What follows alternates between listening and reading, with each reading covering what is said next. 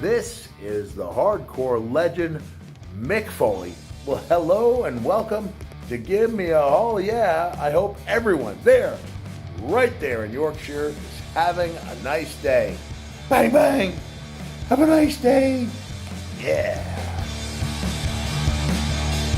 Hello, and a very warm welcome to the Gimme a Yeah Wrestling Podcast. My name is Anne, and today I'm joined by my NXT UK partner. It's the Daddy Walter to your Daddy Trent 7. It's Ollie. Daddy Walter. Daddy Walter. Daddy Wrestling Walter. Rock and roll. We're watching NXT UK. We are about 20 minutes away from the show starting, for those of you that are watching in the future. We just thought it'd be good to do a live stream of this and see what's happening with this Heritage Cup. See what the arena looks like and stuff like that. We're watching it on the WWE Network, so it's awesome that you could join us, and hopefully we have a good time. Yeah. Well, you're going to have to... So, Anthony, yes, you're going to have to fill me in a little bit about what's been going on, okay, and what this Heritage Cup is all about, what is going on with NXT UK. Mate, I don't really know. I mean, I've watched about as much as NXT UK as you. Like, we went to watch the live shows that were filmed in Hull. Yeah. And I haven't watched anything since that. It felt like a bit of a slog to try and re-watch what we'd already seen in the venue. So I think that's why we stopped the reviews, because me and Ollie used to do the reviews together on the channel, like 50 plus videos. Yeah. And so I just thought it'd be good to come back and... the feedback. Try to adjust your volume. Thanks, Mr. Wrestling Hands. What's the issue here? Am I a bit loud? I have a very booming voice. It could be me. Is it Ollie too loud? Is that what you're saying? Do I need to? Oh, maybe that. No. No. Thanks for letting us know, Mr. Wrestling Hands. I'll turn Ollie down a bit. Is that better? So I think the last time. Yeah, I think the last things that I saw, was the live shows in Hull. Yeah, man. And I think at that point, storyline wise, I think we were just getting Piper Niven, Tony Storm, and Kaylee Ray all together. I think we were also getting. I think it was when Walter and carry on. It was when Walter and Finn Balor started feuding on NXT.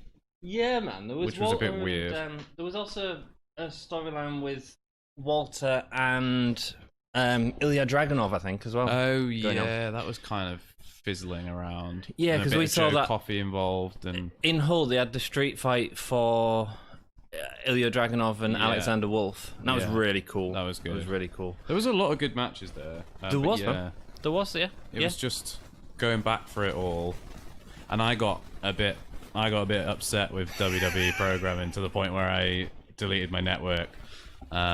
We have a network deleter here. Yeah, he watched I think it was the Bray Wyatt. It was Fiend versus Goldberg, and I just went, you know what? Nope, I'm done. I'm not paying for this anymore.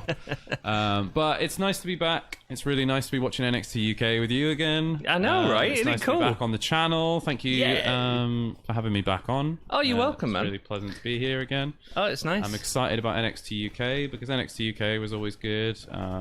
It's just, my main problem is with Vince.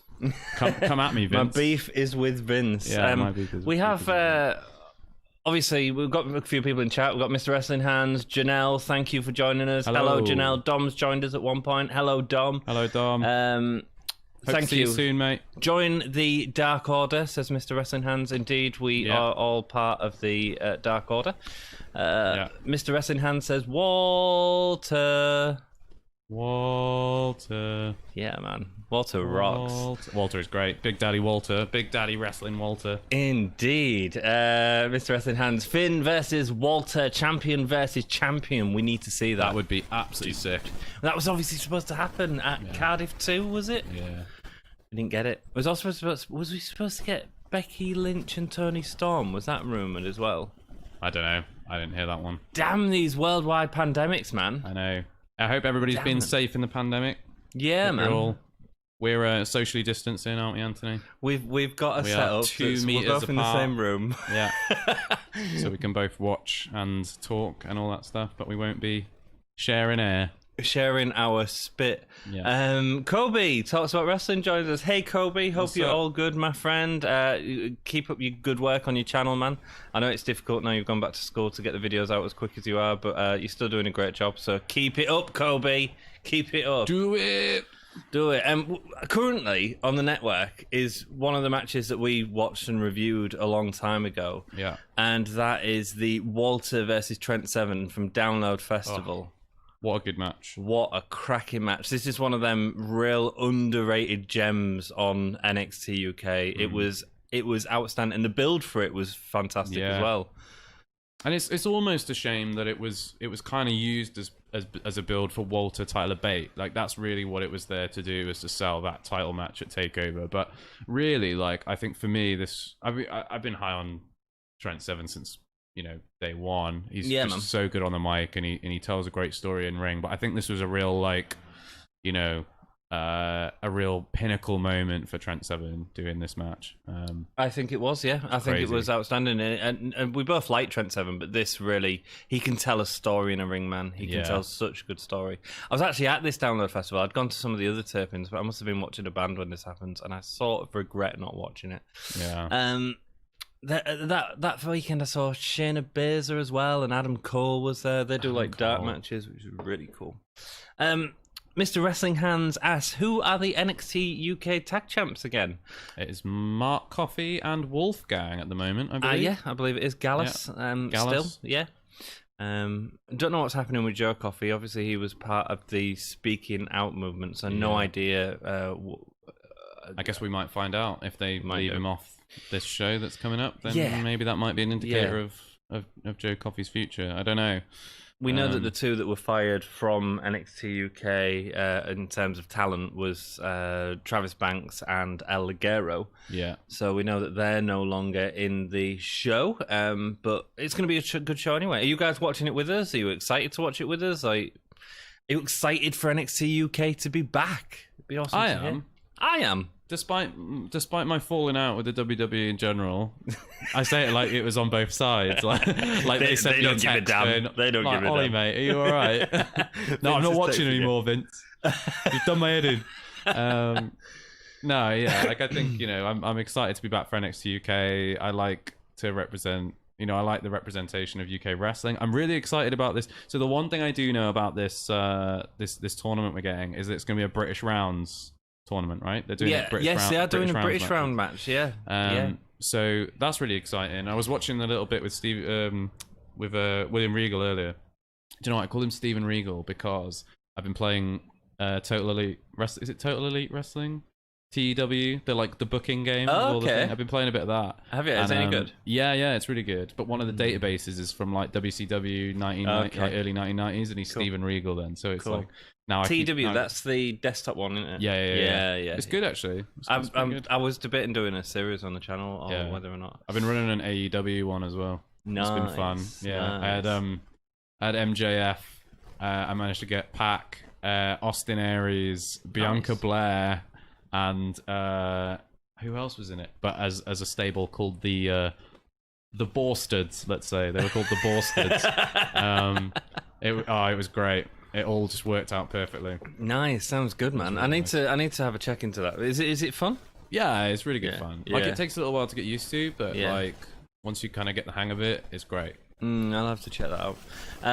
Cool. Mr. Wrestling Hand says Bay and Walter at TakeOver Blackpool 2 was lit AF. What was it, like 45-minute match? It was great. It was unbelievable. I remember being quite like underwhelmed by the ending to it, but the more I thought about it and the longer time went by, the more I looked back and went, well, I was literally sat there with my jaw actually hanging open. Yeah, man. We did a reaction video to that, actually. We watched that live on the channel. Yeah. The one thing I had with the match was it looked like Bate had got knocked out early on the turnbuckle or something like that, on the outside of the turnbuckle. And I was like really worried about it. That powerbomb, man. Yeah. I was really worried about Bate, and I was like, is he okay? Has he had his bell rung? What's going on? And that can always like take me out of a wrestling match. But apparently he was fine, so that's awesome. Mr. Wrestling Hands also says, I honestly feel like Wade Barrett should be in NXT UK. Fits him better. I agree with you. 100%. I can see why they've put him on NXT, because he is really good on the mic. Like, he's really good on the mic. Yeah. He'll be an excellent commentator, I think. And at the moment, with them competing with AEW, I can see why they want like to put as much star power, as much of their kind of talent in there as possible. But I think you're right. He's a much better fit for NXT UK, being a British guy. Good old Stu Bennett, legend. I'm not going to swap us over, because when we look, we're like looking away from each other. Oh, right. I'm going to swap us over. So now we'll be looking. Yeah, so it'll actually into each other's like, eyes on the screen, like we're looking at each other's eyes. We're not actually. We're deliberately staring at opposite corners of the room. We just don't want to look at each other. Ta-da! There we go. Beautiful. I say beautiful. I can't see it. Yes, I'm sure it looks great. It looks fine. So yeah, Wade Barrett. The issue I have with Wade Barrett, and the issue I think NXT has with Wade Barrett at the minute, is he's not got that. They've got rid of Mauro, and they haven't got the energy that Mauro had on NXT at the minute. And Wade's not that guy. I think Wade could possibly do NXT UK commentary with Nigel McGuinness. I think that'd be outstanding. In fact, it'd be really good to see who the commentators are tonight, because we don't actually know. I'm hoping it is Nigel McGuinness, because he's not been on TV since shut down, man. So I hope we get Nigel McGuinness. It would be really cool if Stu Bennett came in for it. Well, I don't think he will at the minute because of flight restrictions. But yeah, I mean, in the future, we had Philip Phillips as well, didn't we? Tom Phillips. Oh yeah, and he's a really Tom good, Phillips. really yeah, good he was commentator. good. So. Do you know who I quite liked? We had for a little while. Rusev Day. Aiden English. I quite enjoyed Aiden English on commentary. Yeah, it was all right. Yeah, it was good. It was good on 205 Live as well. Yeah. But he won't be coming because he's gone. Yeah. He's gone. Yeah. He is all elite.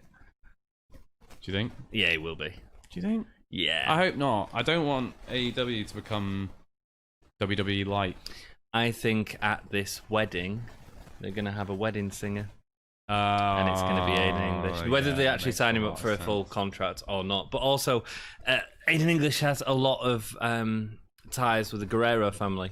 Obviously, he's married to Eddie's daughter, I believe. Eddie and Vicky's daughter. Vicky's in AEW, as well as Dean Malenko, who's obviously a massive family friend. So I could sort of see it happening that tying in. Yeah. Rock and roll. Thank you all so much for joining us. If you're not already subscribed to the channel, please hit that red button and hit the notification bell, and it'll let you know when we're doing this type of thing.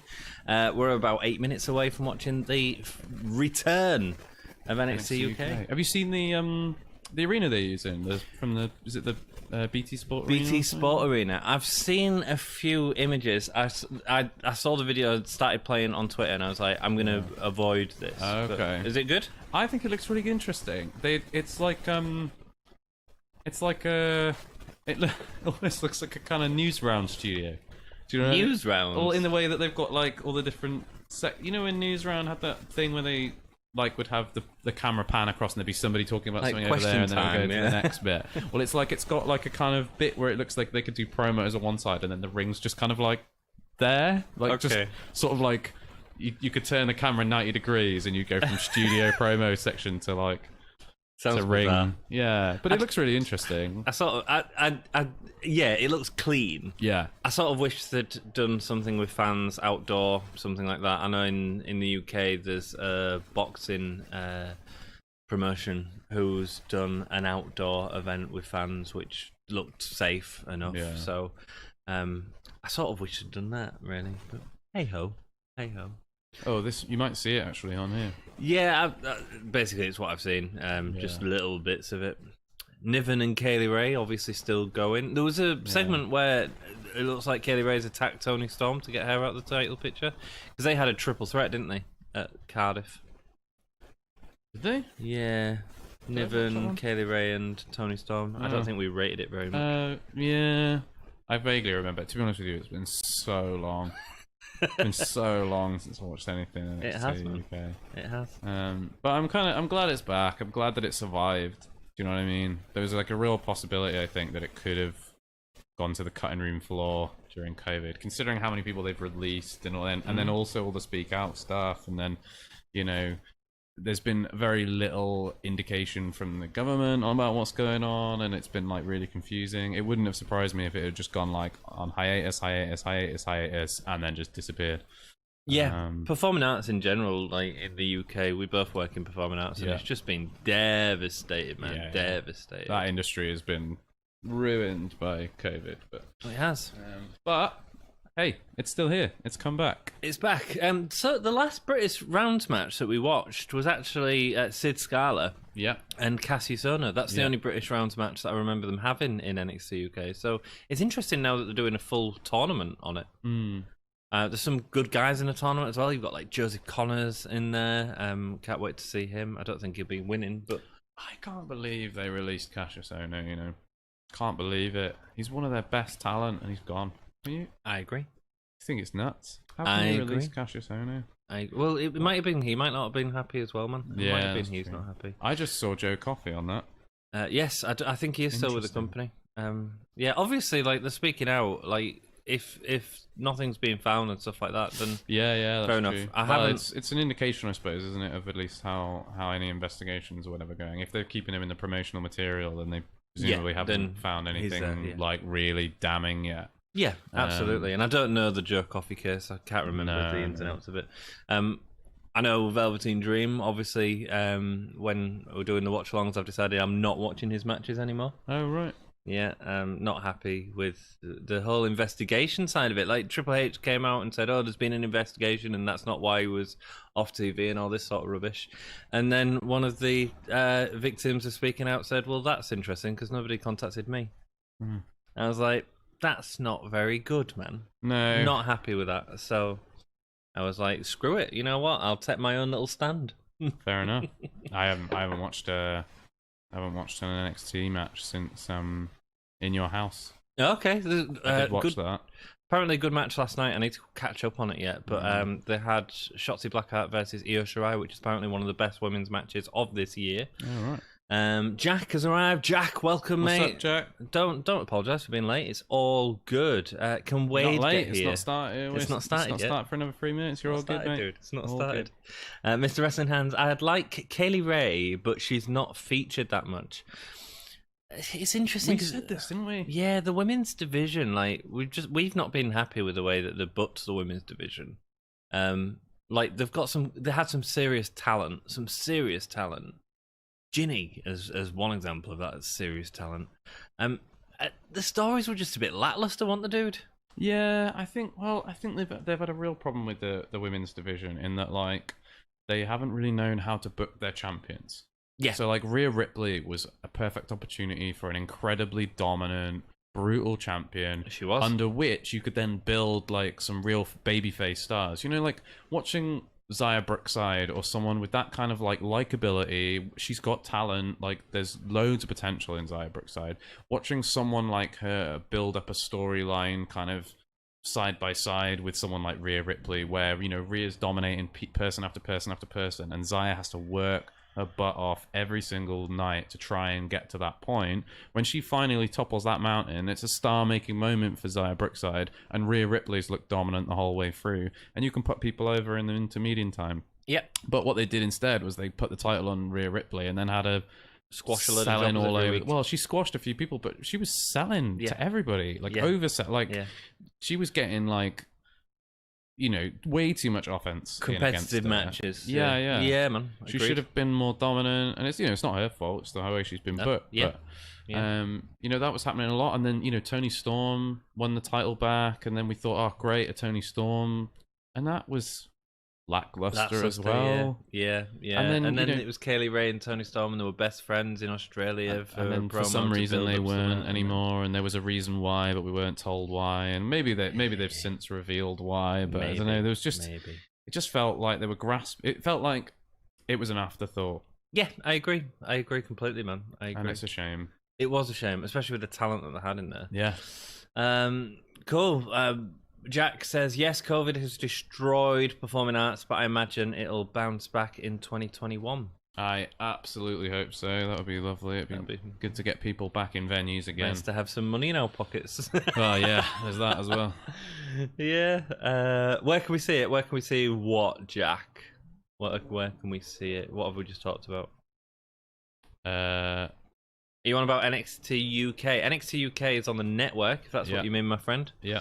And it is just about to get started by the looks of it. We're seeing Drew McIntyre rip off an ambulance door. Wow, they've really quickly brought out an ambulance thing for this ambulance match, haven't they? Why are they doing an ambulance match? They're doing an ambulance match. It's going to be Drew McIntyre versus Randy Orton in an ambulance match, I think. Okay, cool. I can go with that. I quite enjoy this stuff so much. So far. NXT UK, we're watching it on the network, mate. Yeah. It's live on the network, so I think it's on BT Sport tomorrow. But if you just go to Watch Now, we're getting the Then Now Forever, for those of you that are sticking with us and watching it with us. Yeah. Quite excited. I'm going to put my earphones in. Yeah. So I can hear a little bit of it. Yeah, you know, NXT UK was something really fresh and exciting, and it's nice to see that it's back and that they're not just giving up on it. Yeah. Shawn Michaels. Obviously, he's one of the producers backstage at NXT UK. Mm. He was in Hull, you know. What, Michaels? Yeah, when they did the shows. Yeah.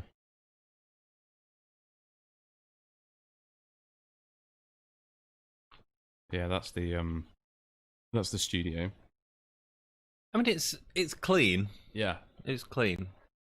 They revamped the logo, or did it always look like that? NXT UK symbol. I've got it on my screen. Oh, it's Eddie Dennis. Daddy Longlegs. Daddy Longlegs himself. I like that I've got Daddy Walter, Daddy Longlegs. And is that A Kid? Was that our kid? A Kid, yeah. Dom did an interview with A Kid on the channel. Oh, nice. And with The Hunt as well. Oh, yeah. Really cool. Yeah, BT Sport obviously opening up the studio, because obviously they'll be struggling for content as well at the minute. Yeah, I'd assume. Well, it's like AEW and Daly's place, isn't it? There's literally nothing going on, so they've got basically a free venue with nothing else in it for months and months. Absolutely. Oh, at least Noam Dar's still there. That's a good sign. Yes. Noam Dar is awesome. Noam Dar is such a good performer. Kid. He's getting because he debuted in Hull, right? Did he debut in Hull, or did he just, I think he just got featured in Hull quite. He got featured in Hull quite heavily, but he wasn't on TV much. But he seems to be like, you know, if he's getting third billing on this, then he's doing well. That's someone that we've not seen. Iive Valkyrie. There's she's part of the promo material as well, so she must be a big part of it now. So excited to see her. Valkyrie. Now I don't think we'll be having Fabian Aichner and Marcel Bartel in this at the minute, because obviously they're in NXT at the minute. Have they just lost the tag championships? I think they have, haven't they? Yeah, I think so. Who's got them now? I saw this the other day. Breezango. Oh God, yeah. It was a decent match actually. Well, Tyler Breeze and Fandango are both really, really competent wrestlers. I think. Absolutely. Jake Holden is in the chat. Hello, Jake. He's hyped. What's up, the Jake hype Holden? is real, my friend. Yeah. Thank you for watching this with us, mate. Should be good.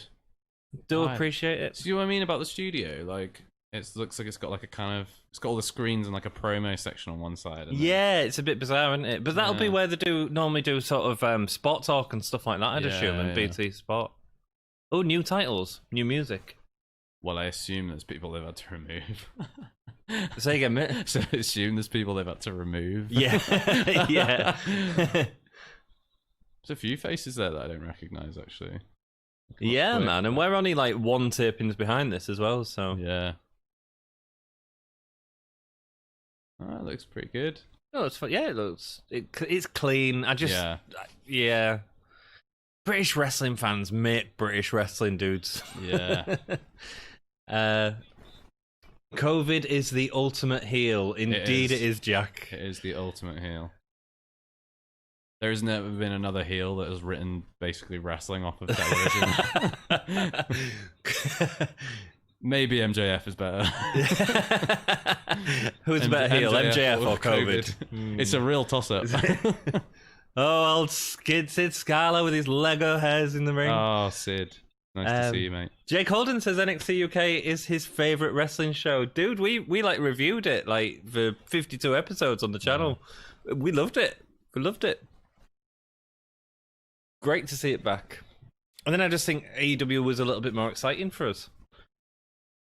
As well as Ollie falling out with WWE because of The Fiend. Oh, Sid Scala's well happy. Look at him. Look at his Well, of course face. he is. He's working again. Oh. They've got him back from Legoland. Ilya, man. I mean, he's great. He was awesome live, wasn't he? He is so much awesome energy. live, yeah. I remember being quite critical of him early on. When he so first come in, we was like, "Oh, I can't really get into bit, this. This is a bit much." OTT." But actually, like live, it works so well because And it actually, brings even the energy up in the audience a lot. I think we just got into him because he's a fantastic wrestler as well. Look at the matches he had with Cesaro and Finn Balor, I believe. Yeah. Oh, his match with Cesaro was cracking. Oh, brilliant! So man. good. Brilliant. That was the kind of the show stealer on that. That takeover, wasn't it? Yeah, out of nowhere. He's looking in great shape. He is looking in awesome shape. Must be hard for us to sustain shape at this point. Because they're not. Well, maybe they are still training every week, but it must have been difficult to train, at least for the first 6 months. If you haven't got a gym in your home, like it's difficult, man. But also just in the ring, like, because COVID. Yeah. Got no mats to play with unless you're playing on your sofa. Jake is hyped. NXT UK belt is just beautiful. It is. I'd agree, mate. I think it's I think without doubt, Jack, it's probably the best looking belt in WWE. Yeah, I think I really like the North American Championship. I really like the North American I like one. it, but I think the NXT UK... But I think the NXT UK one is nicer. It's beautiful. It's bulky. Bulky. What's Ilya saying? Let's listen to this. He's waited for the moment so long. COVID took it all away.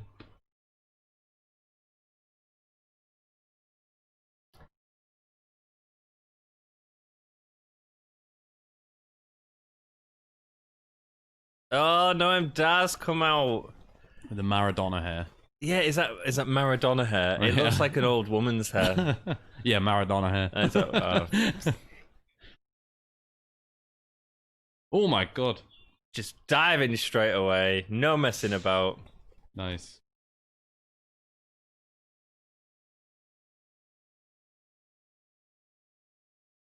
I do wonder how this is going to do on BT Sport because it's obviously been shown there as well, so good for them. Right in the eye. NXT UK is my favourite wrestling show. AEW's parking lot brawl yesterday was insane. I loved it, says Jake.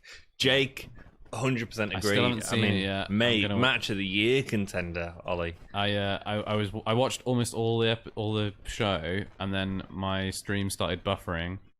And I fell asleep in the intervening time. Woke up at 6 a.m. on my sofa, like, did I miss it? Yeah, go back and watch it. Like the full thing. Don't just watch the highlights either. Wait, we just got a main event? Is that tonight? Yeah, main event. Noam Dar versus Ilya Dragunov. I'd watch that match. Yeah, I will watch that match. It's a fun match to start off with. That's for sure. Noam Dar's such a wind-up merchant, man. Oh, he needs. Do you know who I'd love to see him with? Actually, MJF. Yeah, really good with MJF. I kind of feel like MJF because he's so like he's so direct in the way that like Noam Dar is very kind of like he's always around the edges. He's always like picking at people's like insecurities and stuff. I wonder if like that would be a really interesting dynamic. That's what I mean, yeah. Because MJF's talking about getting a partner. Oh yeah. For whatever reason. I mean, I don't understand why. Because again, he is great singles. Yeah. But AEW has a million insanely good tag teams. So yeah. Why not? Saying about stables and stuff. It's really interesting actually. There was an interview with MJF that I think on YouTube somewhere, and he was talking about stables and stuff then, and this was just before the John Moxley title match. Right. And it was really interesting that he was saying like, oh, well, I don't need a stable, I don't need this thing, but if there is a time when I do need a stable, and then he dropped a bunch of names of people that he'd be interested in having a stable with. And I bet he dropped everyone's name. Yeah, it was interesting. Rock and roll. I like those belts as well. I think the NXT UK tag titles are good. Oh, way better than the gold coin, the silver coins of main roster. Is Dragunov actually from Wetwang? I have no idea where Ilya Dragunov is from, Jack. Why are they using microphones? I don't know, dude. I don't know. So the audience can hear them? I don't. Yeah, it makes no sense, mate. It makes no sense. Kenny Williams. So it's Kenny Williams and Amir Jordan getting the shot against Gallus. I assume it's for the titles. Open up with a big match. Yeah, I think they should. Could win the titles, mate, off them. You think? Yeah, I think so. I don't know. I think like if there was a really good story running with Kenny Williams and Amir Jordan with the whole like, oh, will he dance, won't he dance thing, and they hinted at tensions and there was all this kind of back and forth, but to then stick the titles on him just coming back from Corona when like nobody really remembers it. I suppose so. Yeah. Don't forget to watch NXT UK because anything can happen. Yeah, that's true.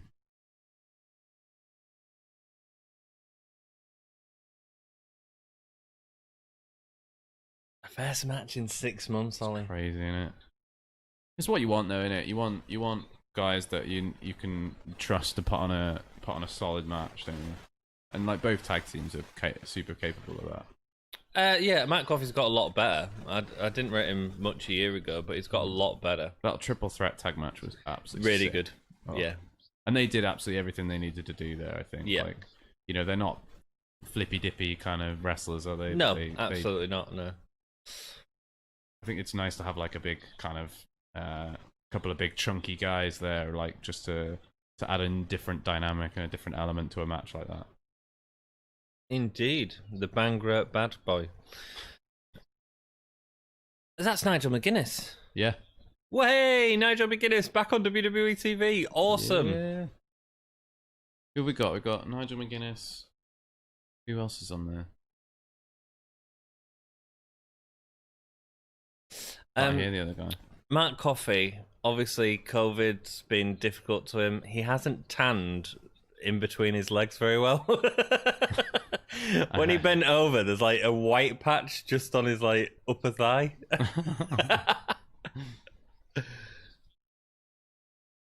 A 6-month break is just weird unless you see him Punk. Indeed, mate. Indeed. Yeah.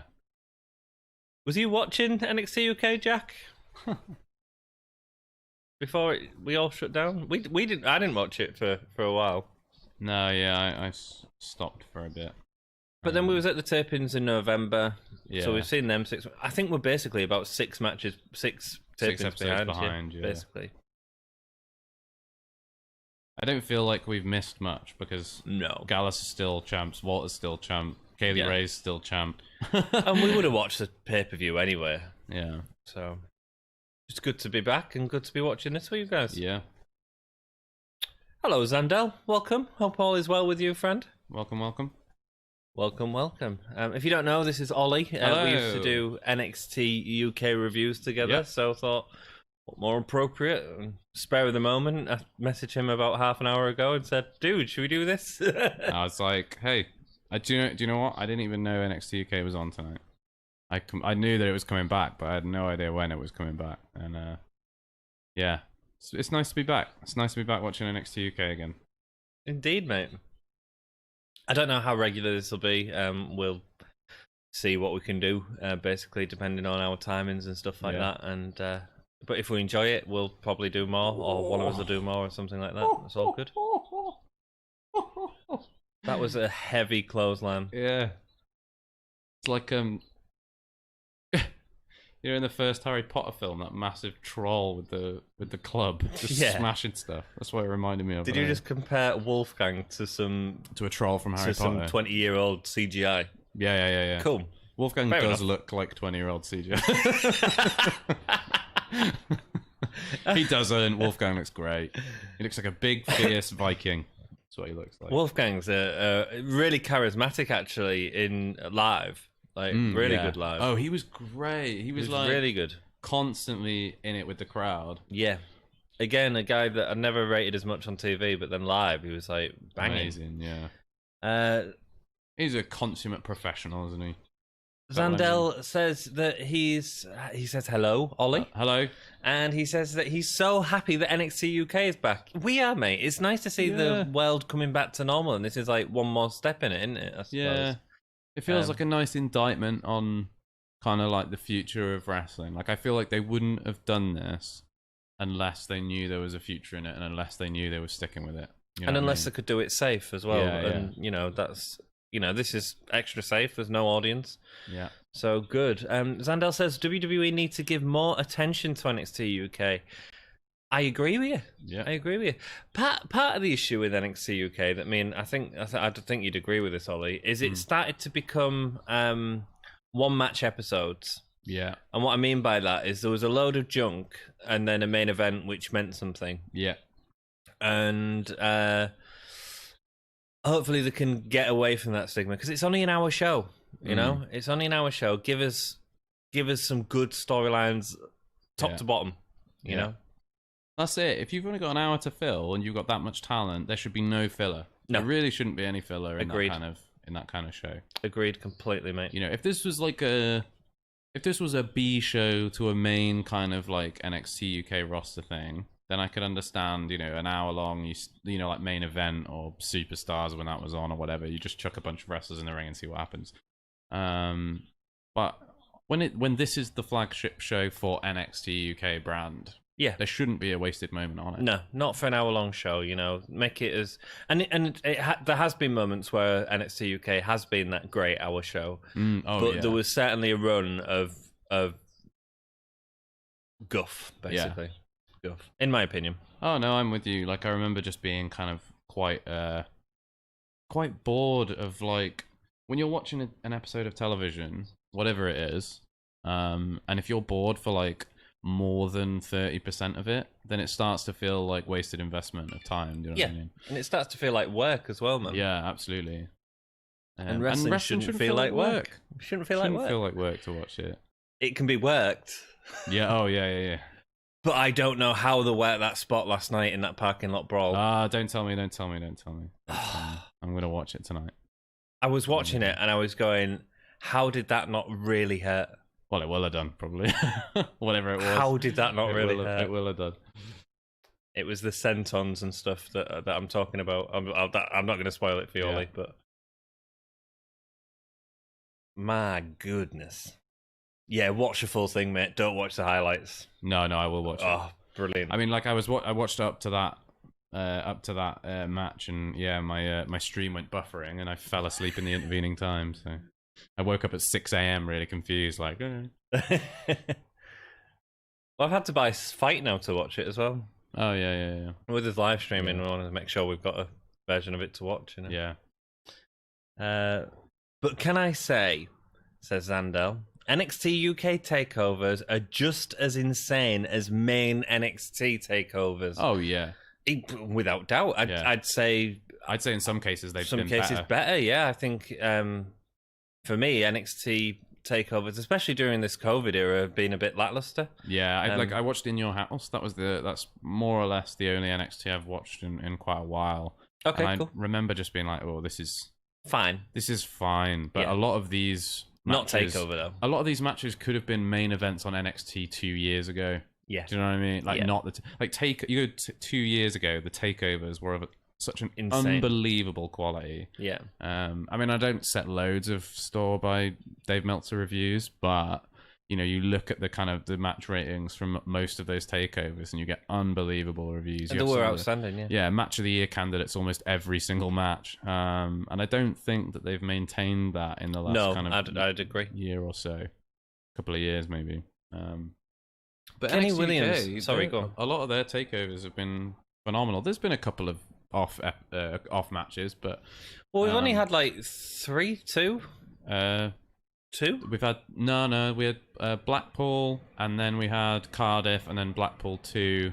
Ah, yes, and that's then, right. Yeah. Have we have another one? I can't remember. No, that's right. Yeah. Because we had, what was the main event of the main event of the first one was Joe Coffey, Pete Dunne. That's right. Which wasn't the greatest match, but it was fine. Then we had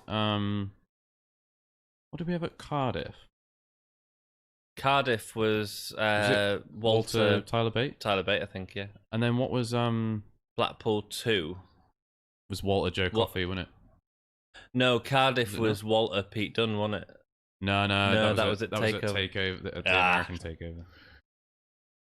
Look at that! Wow, really nice. nice into the roll up there. Kenny Williams is such an underrated high flyer, man. He is great. I just wish he wouldn't do quite so many diving back elbows. I think they're cool, but he does a lot. So many a match. Yeah, and the cutters. Not that many this match though. So he's good though. He's really good. I honestly think they could win this here, mate. Do you think?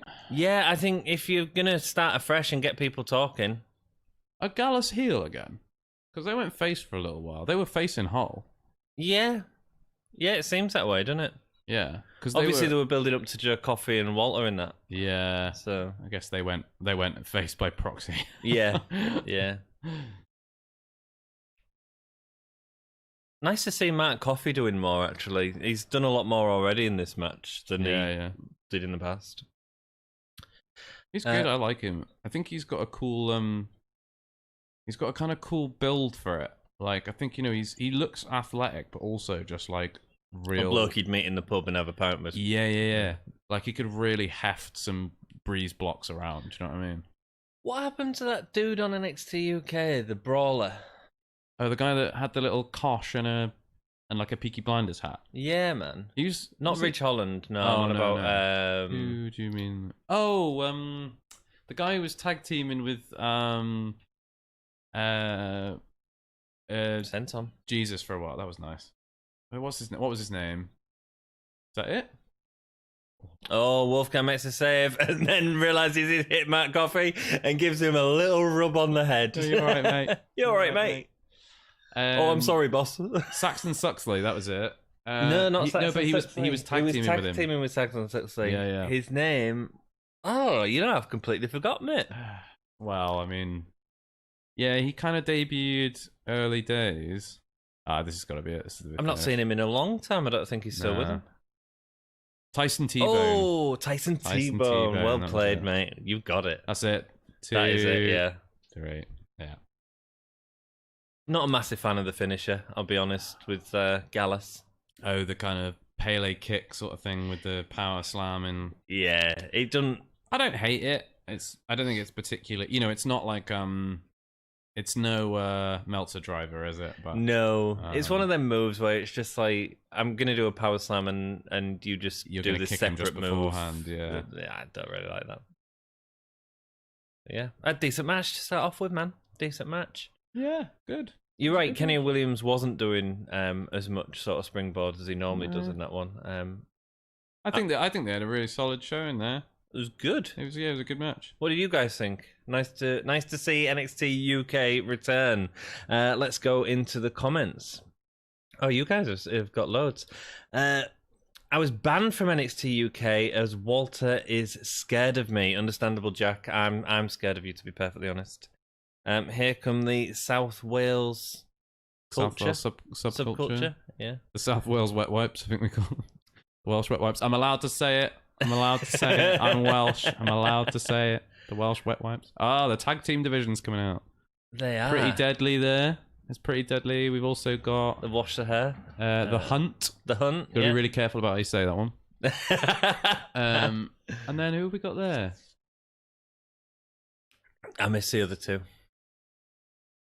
Where are the Grizzled Young Vets? Oh, is that the Jamaican guy? I have that no debuted. idea. I can't remember his name. Oh, he debuted not long before the... Oh, it's Whoop. Whoop. Oh, was that Ashton Smith? Dude, we hadn't done our research going back into NXT UK. We're constantly trying to find all these names again. Yeah, it's just been so long, hasn't it? It has. Smith. I can't remember what the other guy's name is. He debuted not long before the whole tapings, I think. He did, yeah, he did. And he debuted in a match where he lost, and I was like, I've already forgotten who he Let's go into your comments because you've got loads. Mick Foley said he loved the match, the AEW parking lot brawl. Yeah, and understandably so. Like, it reminded me of a great Attitude Era parking lot brawl, but actually, it was probably better than that because a lot of the time, if you go back and watch some of the Attitude Era, it was actually not as fun going back to watch as we remember. This was outstanding technically, violently. It's Jesus. Saxon Suxley.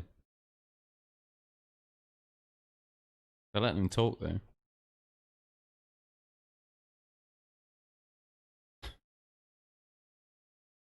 The end of times. He's going to bring a flood. He's Moses. Yeah, he's getting a bit biblical for looking that much like Jesus, I think. I mean, I've heard about leaning into the gimmick. Stereotype, yeah. Oh, he's still doing that weird catchphrase. There he goes. There he goes. Saxon Huxley. Yeah. That sounds like a weird song from the 90s. There he goes. Saxon sucks. There he goes. Saxon Huxley. Cool. Sorry, keep going. I'd almost forgotten WWE doing shows at a normal time. I know, right? Yeah. Like, this is how Americans watch the wrestling. It's mental. NXT TakeOver Cardiff was one of the best takeovers ever. Absolutely Jake agree with you. agreed, mate. It was brilliant. It was incredible from top to bottom. I think there was only one match that I wasn't like super sold. I think it was a women's match. Yeah. I think it was a women's match. There was that last man standing match as well, wasn't there, with Mastiff and Coffee?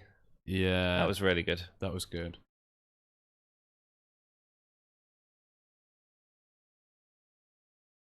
She doesn't need a microphone. Yeah. Also, it's kind of a hollow boast if you're saying you're longest reigning when no one's had a match in 6 months. Like, well, of course you are. Of course you are, yeah.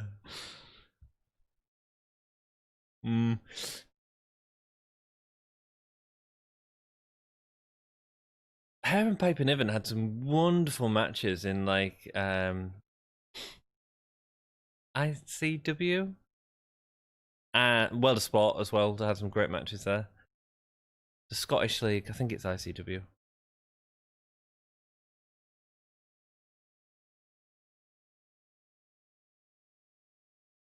She looks at the floor too much. I think I said this on a review that we did for but she does this thing of like she does the promo and she just spends the whole time looking down there like that. And you don't connect quite so much. Agreed. That's better. Like when she's looking into the camera, when she's but her eye, critical. Her eyelashes are too big as well. Like, you can't see her eyes, man. I mean, that might be a lighting issue.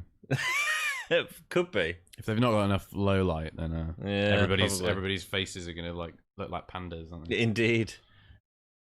Surprised, Les. Indeed. Leeds and Wembley Arena haven't had an NXT UK. No, they haven't. No. I think it's only Blackpool and Cardiff, isn't it? Yeah, I don't think they'd sell out a Leeds and Wembley Arena, to be perfectly honest. Like, the whole show that we went to was a 3,000-seater venue with a wrestling ring in it, so you're looking about 2,000 people. That one sold out. No. They brought... Good match. Everyone's saying it was a good match. Yeah, it was a good solid match, man. Scott Hall reference, I missed it. The Fact Hunt, indeed. Would be cool to see Wade Barrett on NXT UK. Would be a huge name for them. Yeah, it'd be fun. Him and Nigel McGuinness, I think, would be great commentators. Yeah. Stu Bennett, love a good bit of Stu Bennett. I'm a bit upset he's come back as Wade Barrett. I wish he'd come back as Stu Bennett. Yeah, so do I. Particularly for commentary. Yeah.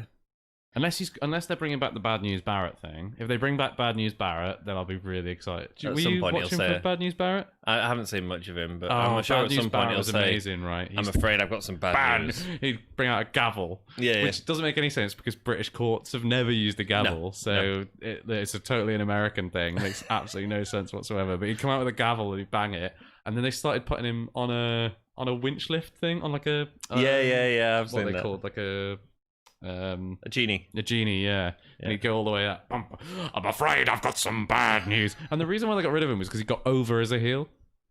Everybody would chant with him, I'm afraid I've got some bad news. He was amazing. Love Bad News Barrett.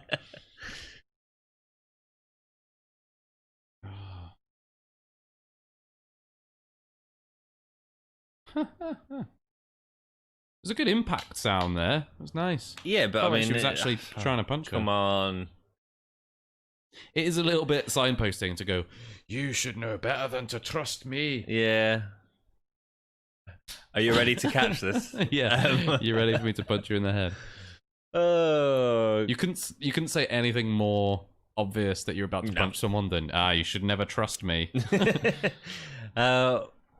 Walter versus Bate is one of my favourite takeover matches at Cardiff. Yeah, man, it was a 45 minutes of pure blistering. We did do a reaction video to that as well. You can go back and see it in our archives. Yeah, there's literally at the end for anyone who's not seen it, I won't say what the if you're just watching NXT UK for the first time now, I won't say what happens, but you should go back and watch that match.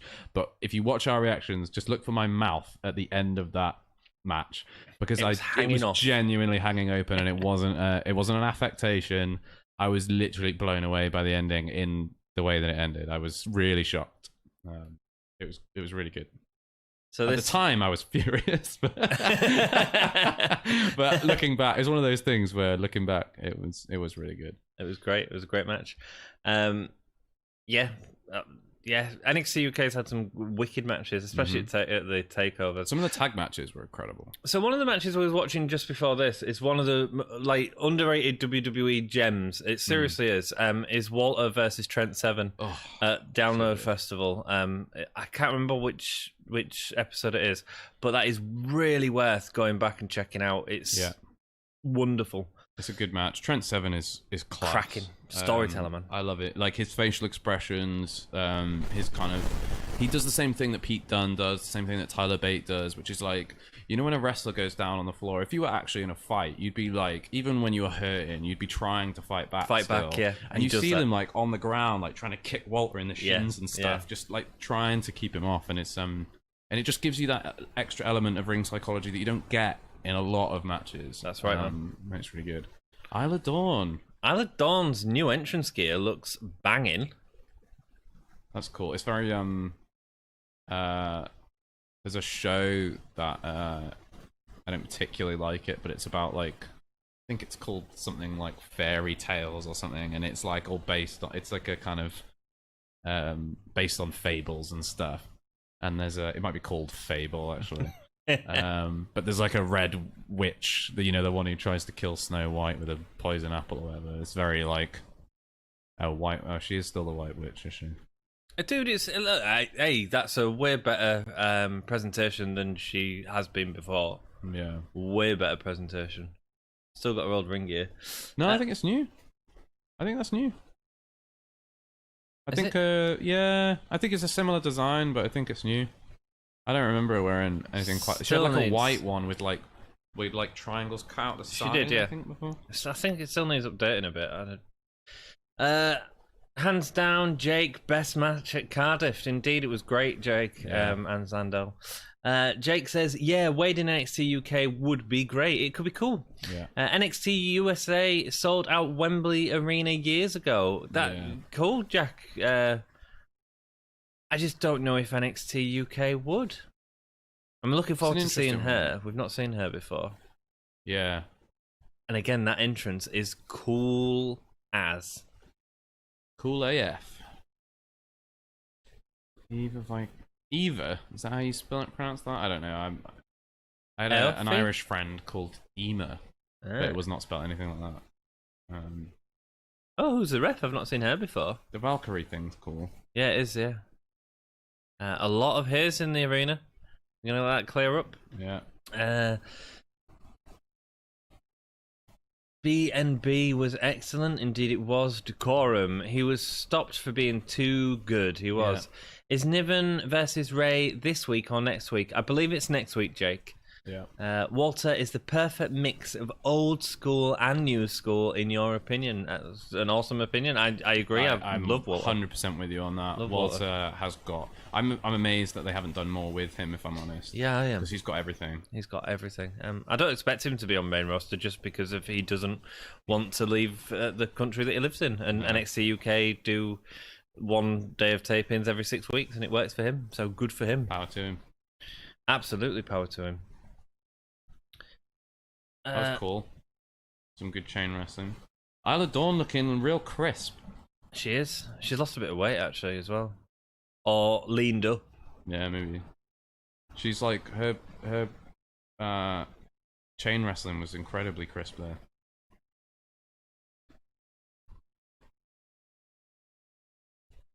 That is one criticism I do have sometimes. You've got to hit them ropes. Yeah, you're right. You're right. Because it doesn't look right if you're just taking a tiny little. Yeah, but maybe that's the problem with like Iive Valkyrie. Like her size might. She's very small. Yeah, it was more Dawn. Dawn. Yeah, she was running the ropes, but just kind of like. Oop. Yeah. But if you look, wow, nice. I like this Valkyrie.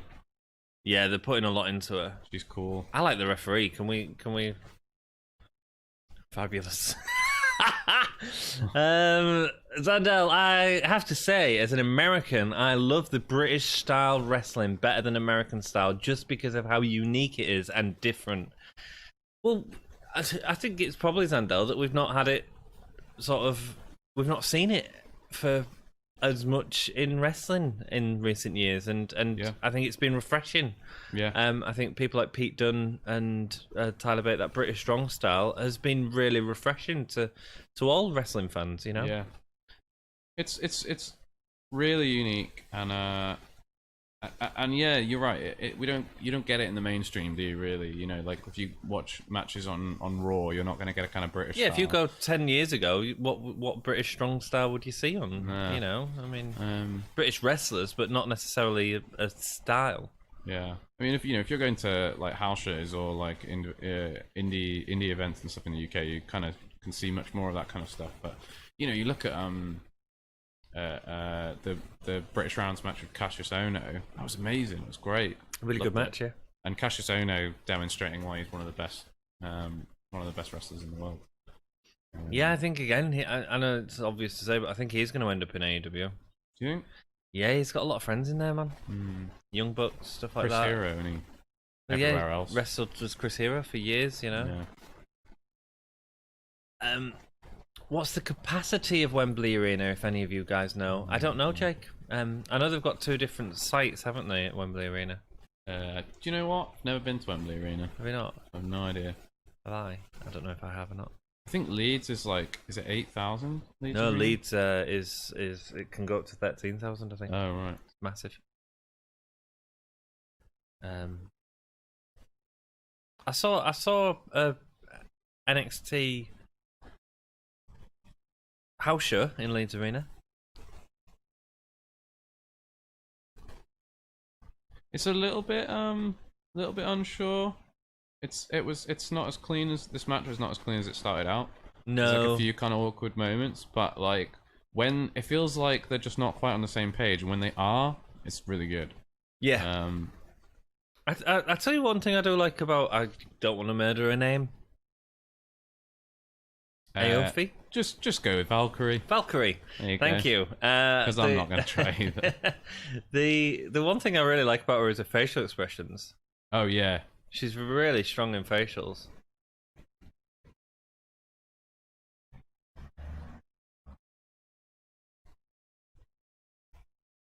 She's got kind of a good gravity to her. Is the best way I can describe it. In like sometimes like those strikes, she's connecting with pretty much everything, and none of it feels kind of like none of her punches feel pulled, none of her slams feel pulled.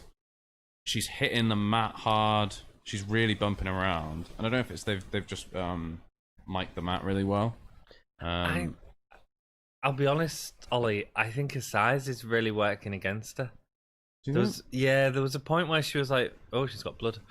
There was a point where she was resting on the ropes. Just saying, she was resting on the second rope, and it looked like another wrestler resting on the top rope. It was bizarre. She's very, very small, man, and I think that's okay. I mean, she Alexa needs a bit Bliss more speed. Alexa Bliss is amazing. She is, yeah. Tiny, isn't she? But I feel like Bliss has the speed to cover it better. Well, I mean, I think if she's going with this, like, she seems to be doing a lot of. Wow, that was cool. That was cool. So I feel like a lot of what she's doing is strikes, right? Mm-hmm. She's going with a lot of forearms, a lot of like roundhouse kicks, stuff like that. I think if you're little and you're pulling out kind of like a brawling style, then that's fine. Like, you know, yeah. It's why Alexa Bliss worked. You know, like I could, for some reason, despite her maybe being like, you know, 5 foot, 5 foot nothing and light enough to blow away in a light breeze. You know, when she forearms someone in the face, because the way she sold it and the way that she delivered it, I could believe that actually, God, that could take them out. So I don't mind a kind of like striking, brawling style in that regard for someone who's a bit smaller. Yeah, she's good, man. She was good. Isla Dawn needs more strikes. Like, she was trained by Aleister Black. She needs more. Yeah, like, man. And they were going with that at one point, but then Yeah. they sort of went against it. Yeah. Oh, here we go. We're getting the brackets for the US Heritage Cup by the sounds of it.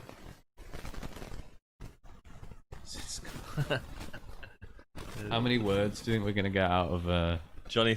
None. Johnny saying None. over the next few weeks? None. He just won't say anything. I can be really inappropriate, but I'm not going to. Hold it in for after. I think I know exactly what you're going to say. Johnny's saying it's not needed, man. He's so not needed. Oh, I love him. I love him. I love it. I love he comes out and he's like, they go, right, Johnny, what we need you to say is just like one thing. Could you just say blah blah blah blah blah tonight? Finish on tonight, all right, Johnny. And so he goes like, oh, we're gonna have NXT you take over Blackpool UK Blackpool tonight. Just, you know that he's nailed the tonight, and that's all we want. Because that's what the live technicians are using for their cue. Are they going to reveal the mystery opponent? I don't think they are. And we can not. talk a little bit about that in a second. Yeah. Let me go through. So who have we seen? We've seen Noam Dar. We've seen Flash Morgan Webster, who's got some facial fluff. Good for him. Yes. Who else have we just seen? I think, did we see A-Kid already? A-Kid, yes. Joseph Connors, he's Joko. been messaging about that a lot. Yeah. He's been tweeting it out a lot. Yeah. We have an interview with Joseph Connors on the channel as well, so check that out. Alexander Wolf. Wolf's in it. Imperium's representative. He looks taller than 6'1". I've always thought that. He looks really tall. We was there for that match. That was great. Yeah, it was a good match. Really good match. Trent Seven. British Strong Style represented by Trent Seven. Trent Seven looks like a grizzled lion. He does. I love it. De Ollie. Iive. Oh, like Iive. Like from Wally. Iive. I'm gonna. Valkyrie's fine. Jack is half Irish, and he's got an annoying cousin called Aofi. Or Which Iive. Iive. An annoying cousin. Like that little addition, an annoying cousin. Jack's awesome. Chris Hero in AEW would be a dream. I can see it happening, Jake, to be honest. Do you know what, though? I am a little bit... So, I love the fact that they've got Brody Lee over there. I love the fact they've got John Moxley. I love the fact they've got... what's Zack Ryder's actual name? Cardona. Matt Cardona, you know, Cody, all those guys. It's really nice to see the guy, because those are all the people that WWE criminally underutilized their whole tenure at WWE. Agreed. However, there are so many guys that have never been WWE guys who deserve that spotlight and who are you know, MJF, don't get me wrong, like best heel in the world right now. Yeah, easily. And I want to see him. I want to see him get the spot that he deserves. I don't want it to be like just we just end up with just like all of the WWE cast-offs. You know, 'cause at the I get what moment, you're saying. Every champion in AEW is an ex-WWE guy, Apart from Shida. Yeah, I get that. But I do want to put one caveat in before is that obviously a lot of these guys were on the indies and stuff before they were in WWE. Well, that's it. They're not WWE born and bred. How many WWE guys and Ring of Honor guys? How many WWE? Do you know? Yeah. It's a bit sort of. It doesn't matter where they're from, what they've done. What it matters is that they've been put into stories and used in stories. Yeah. And Chris Hero is the type of guy that would do great in that. He would do great. He's great on the mic as well. Our main event, Noam Dar versus Ilya Dragunov. Looking forward to this. This will be fun. Let me get through your comments very quickly. I think we're going to do a quick review straight after this, actually, as well. I don't think we'll make a separate video, but we'll do a review. And we'll also talk a little bit more about the Heritage Cup, because we've got some interesting thoughts on it. Yep. Chris Hero in AEW would be a dream. Here's a question. WWE are putting Progress on and Ice on the network now. How do you deal with Jimmy Havoc? I think they'll probably just cut around him like they've done before. I think they'll cut around him. Or they might not at all, because Jimmy Havoc's not their problem anymore. If it's like historical, I mean, they might do a Benoit thing and they might like cut around him. Yeah, they'll probably do a Benoit thing. So they won't cut around him. What they'll do is they'll put Tyler Bate faces Tyler Bate in action, which is what they do with Benoit on the network. Right. So they don't advertise as it being. It's not Chris Jericho versus Benoit. It's Chris Jericho in action. Right. So they'll probably do something like that. Jack says, been to Wembley a lot. The stadium's 90,000. Arena's like 2,000. Okay, 2,000. Yeah, you sell out Wembley Arena probably. Jack, I think NXT UK could sell out around 2,000. I think they sold 5,000 tickets for Takeover Cardiff, if I'm not wrong. Oh. I don't think Cardiff was that many. I don't know. I mean, if it's a 2,000 seat arena, I think they'd sell that out easy. I don't know. Hull, man. There must have been it wasn't a takeover, though, was it? No, it wasn't a takeover. And I think Hull is probably, to some extent, a bit of an anomaly when it comes to that. Yeah, we're end of the line anyway. It's got its own company that ran out of it in NGW, so a lot of the guys are the same people, but yeah. Jack says, why does NXT UK have ads with American times? For the target audience, America. Yeah. Jake says, I don't care too much where they are from, as long as they get the success they deserve. That's how I feel about it. Yeah. I don't look at people as ex-AEW guys, ex-WWE guys, whatever it is. I just say, look at the individual talents and who they are and what they are. You know, AEW have brought in Eddie Kingston, and he's not been in WWE in any sort of prominent role. Same with Ricky Starks and are outstanding by themselves. Dom has joined us and says, Ollie, mate! What's up, Dom, mate? How you doing, buddy? Good. Jared, hopefully see you soon. Says, hey you guys. Hey Jared, we're just watching Ilya Dragunov and Noam Dar right now. Dom Smith in capitals, Mr. Capital says, good to see you. Someone who likes some dubstep. Whoop. I don't know where that come from. What up Jared? I think it's Ollie, but it's not a big deal. It is, man, it is. I went to TNA lockdown in Wembley Arena. So many empty seats, I can imagine, Jack. And Jack says, hello, Dom. Right, we're going to sit back, watch this match. But thank you, everyone, for everyone who's joined us. Hello, Dom. Do appreciate it. If you've not already, and Dom, you should already be subscribed to the channel, hit that subscribe button, hit that notification bell. Sometimes we don't give you much notice on when these live streams are happening, so the notification bell really helps you out and helps us out, man. Helps us out.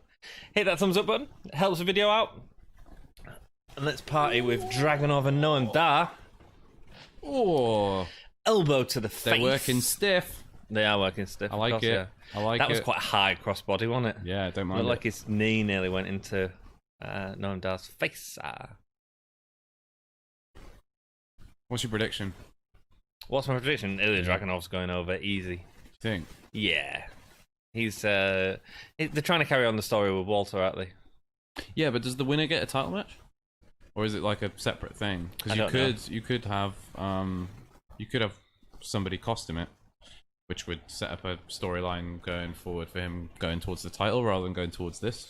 Well, I think because we was going to get Walter and Finn Balor, You can't do that anymore because you've travel restrictions. So I think they're going to go straight into Ilya and Walter. Yeah, sort of makes sense. Get some excitement around NXT UK again. Yeah. Sorry, that's my Eubanks wind gun. That's all good. That's all good. Someone has dubstep whoop in their audio. Yeah, I believe we've had some audio issues.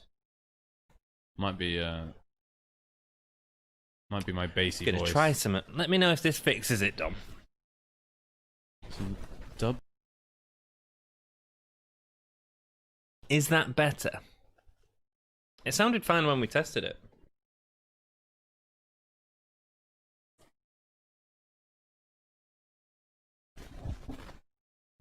Your mic's turned on, isn't it? I believe so. Yeah. Yeah. Set to the on position. That'll do it. Oof. Ooh. Selling that leg. Yeah. So that's going to be the story of the match, Storyline. which is cool. Still got 10 minutes left as well, which is nice. Yeah. Oh. No, I'm dark. Please cut your hair, mate. Dom says, "Are you back, Ollie? Am I back? Are you back?" I am back in the wonderful city of Gimme a whole year. Yeah, I'm around. I'm here. I'm a guest on this evening's show. You know, hopefully if NXT UK carries on, maybe we can look at doing some reviews again, maybe sometime in the future. Maybe so. Who knows? Who knows? But all I can say is it's really nice to be back on the channel. It's really nice to be back watching NXT UK, and it's really nice being back seeing you guys. So, there we go. happy NXT UK day. Happy NXT UK day. Still there, but not massively. I don't know what that is then, Dom. Could just be my heartbeat. My heart skips a beat. It might be.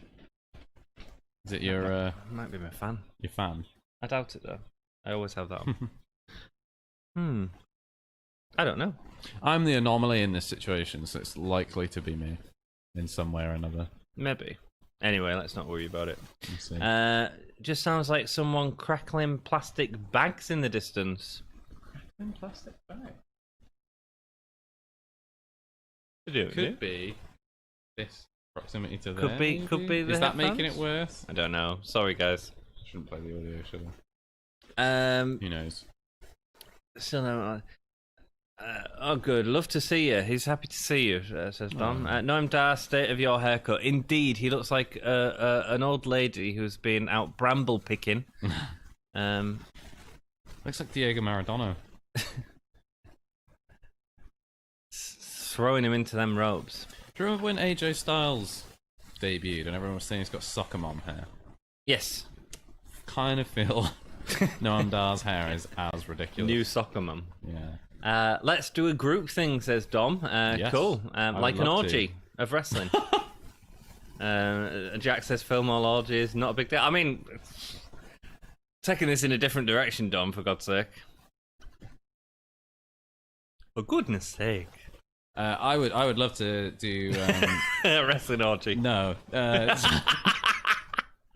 You can get videos of stuff like that online. Oh god. Oh god. I was wondering how long it would take for you to say I know, something. thanks for coming in, Dom, and completely degrading the cop podcast. This is your fault.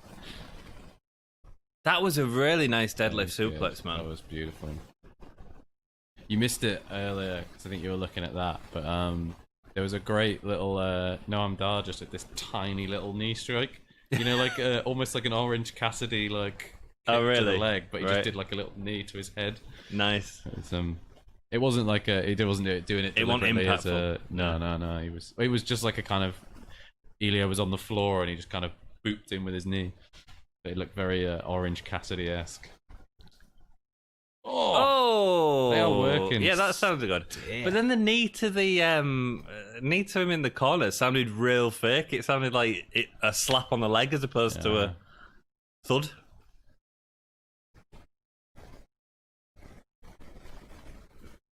Not a big deal. Say Redbubble. Yeah, we have our merchandise on Redbubble.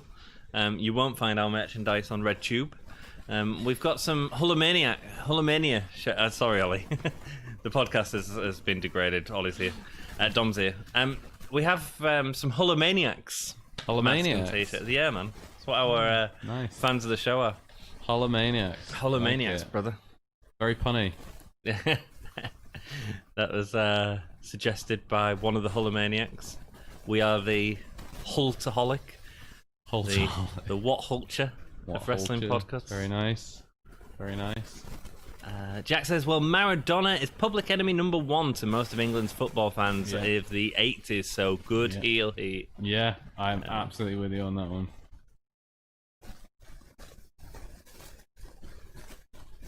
Dark Hat take out the number 1 contender. Ooh. This is good. It's a good match, man. It was never not going to be good, though. No, these two great.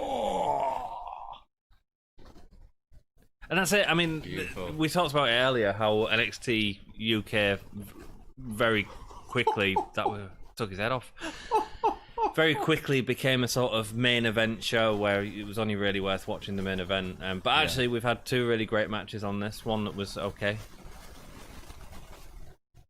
That was a thing of beauty. That was. It was. I'm not a massive fan of the the little unnecessary doop through the ropes. Whippity boop. Yeah, is that the name of it? It's a bit contrived, but the actual the lariat is good. So. Do you know what? It's like the thing that John Moxley used to do as Dean Ambrose, where he'd like the whole back thing. Yeah. He's not done that for ages. Actually, I hate that. Yeah, it just I don't know. It's especially when it's not convincing, is it? Fell to the floor from the drop kick. And his facials, man, he just oh, I don't even know what that was meant to be. 2. Oh, kick out. Noam Dar looks sad. Jake says, oh, sorry, NXT UK TakeOver Cardiff sold 3,600, not 5,000, but still good. Yeah, that sounds good, mate. Well, if they can sell out 3,600 and the Millennium Centre one is only 2,000. Yeah. Do I mean Millennium Centre? No, I don't mean Millennium Centre. That's where Cardiff was, wasn't it? Yes. I mean... Wembley Arena. Wembley Arena, yeah. If it's only 2,000. Yeah, you could probably do it there. Yeah. Whoa. Heard them in chat. I like Noam Dar's hair. Dom, you would. That's because you have a mop on your head too. What do you like about Noam Dar's hair? It looks it looks like a mop on his head. It honestly looks like he's been bramble picking. Jesus, the spit. Dragunov does spit a lot. Yeah. He doesn't swallow. Good little show, says Jack. Sorry, Ollie. Wait, there's a crowd there. I don't know if it's a crowd or just some, I think it's performance centre people in the background. It sounds like they've got a few voices in the room. Yeah. Maybe the cameramen are shouting because they've got Dragunov's spit in the face. Facials, lol. What a match this has been so far. Agreed, Jake. Great cracking match. It's a good match to come back to, isn't it? It is, yeah. Yeah, because they've both got really great styles, man. Oh! Yeah, sure. I mean, not pulling on that slap at all. Oh! Oh! Oh God. That's got to be the pin. 1, 2. I can't believe that. That was amazing. They are backhand. Such a hard style match. I love it. This is what I want from NXT UK. That was good fun. Oh, God, I love it. Thank you, Jake, for going out of your way to check out them numbers for us, mate. I do appreciate that, man. I don't know if I said that or not. Oh, no, there's not a crowd. It was a highlight. Yeah, called it. Kick out. Once this is over, I'll check and see capacity. Awesome, Jack, man. Awesome. Oh, Alexander Wolf trying to get involved. Obviously, we saw him in Hull. Wonderful match. 1, 2. Did he get the torpedo? What does it call it? Torpedo Moscow. Yeah. And it was all Alexander Wolf's fault. Oh. Good match. Really good match. Cracking. Yeah. Big fan of that. Sets up sets up storylines going forward. Noam Dar and Alexander Wolf. That should be fun. Yeah. Well, I think. Well, he just cost him, didn't he? Yeah. I mean, I suppose it could go either way. It could still be pursuing Alexander Wolf, or it could go after Noam Dar. But what a great look at that! Oh. They really went all out at that man. It was good fun. I think they know, don't they? You know, if they want to get eyes on the product, they've got to put on an absolutely sweet match.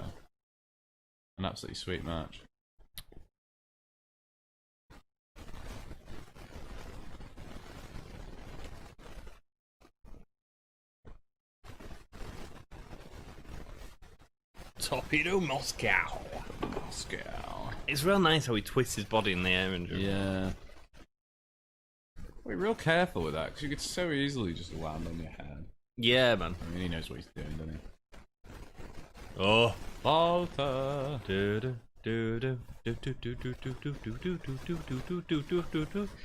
Anytime I hear this now. Yeah. We had an orchestra on at work and I'm playing this. It just sounded immense.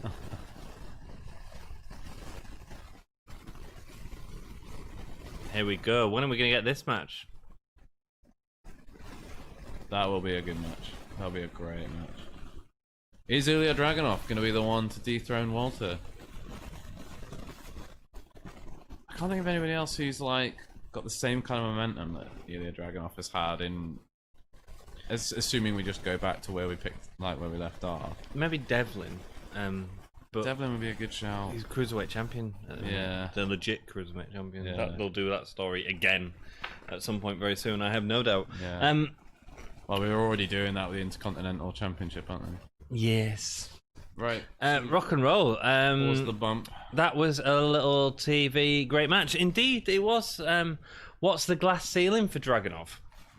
No, is there one? Does there have to be? I mean, there always is with these guys, right? Like, how often do we see someone come from NXT or from the Indies or anywhere and do incredibly well? Like, the only person who's really made, like, that I can think of just off the top of my head that's like gone to Raw or SmackDown, gone to the main event. Daniel Bryan is D-Bry, yeah, like to a certain extent. AJ Styles got treated really well coming in. I mean, like, he lost his WrestleMania match, which was weird, but then, like, you know, a few months later, he was WWE champion. So, you know, AJ Styles has been consistently at the top of the card, more or less, for several years now. So, like, AJ Styles, D-Bry got a good run of it. But there's not many guys, particularly that make the transition from NXT to, like, the main roster, as it were. No. That have that kind of... Oh, no. Vince is always hot on them for a few weeks and then drops them. Yeah. But then guys like Otis...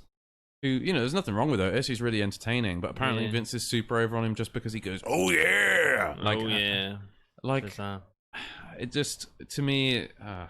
I don't know, mate. I don't know what the ceiling is for Dragunov. I really don't. I don't know. His problem is he's not that tall. What is he? 5'9"? Yeah, but he's a talented wrestler. Daniel Bryan's a short wrestler. If to do something right, he can be world champion, but they won't. So, and his gimmick's quite thingy. So there's. But I don't know, man. You know, Pete Dunne, I could see being a world champion.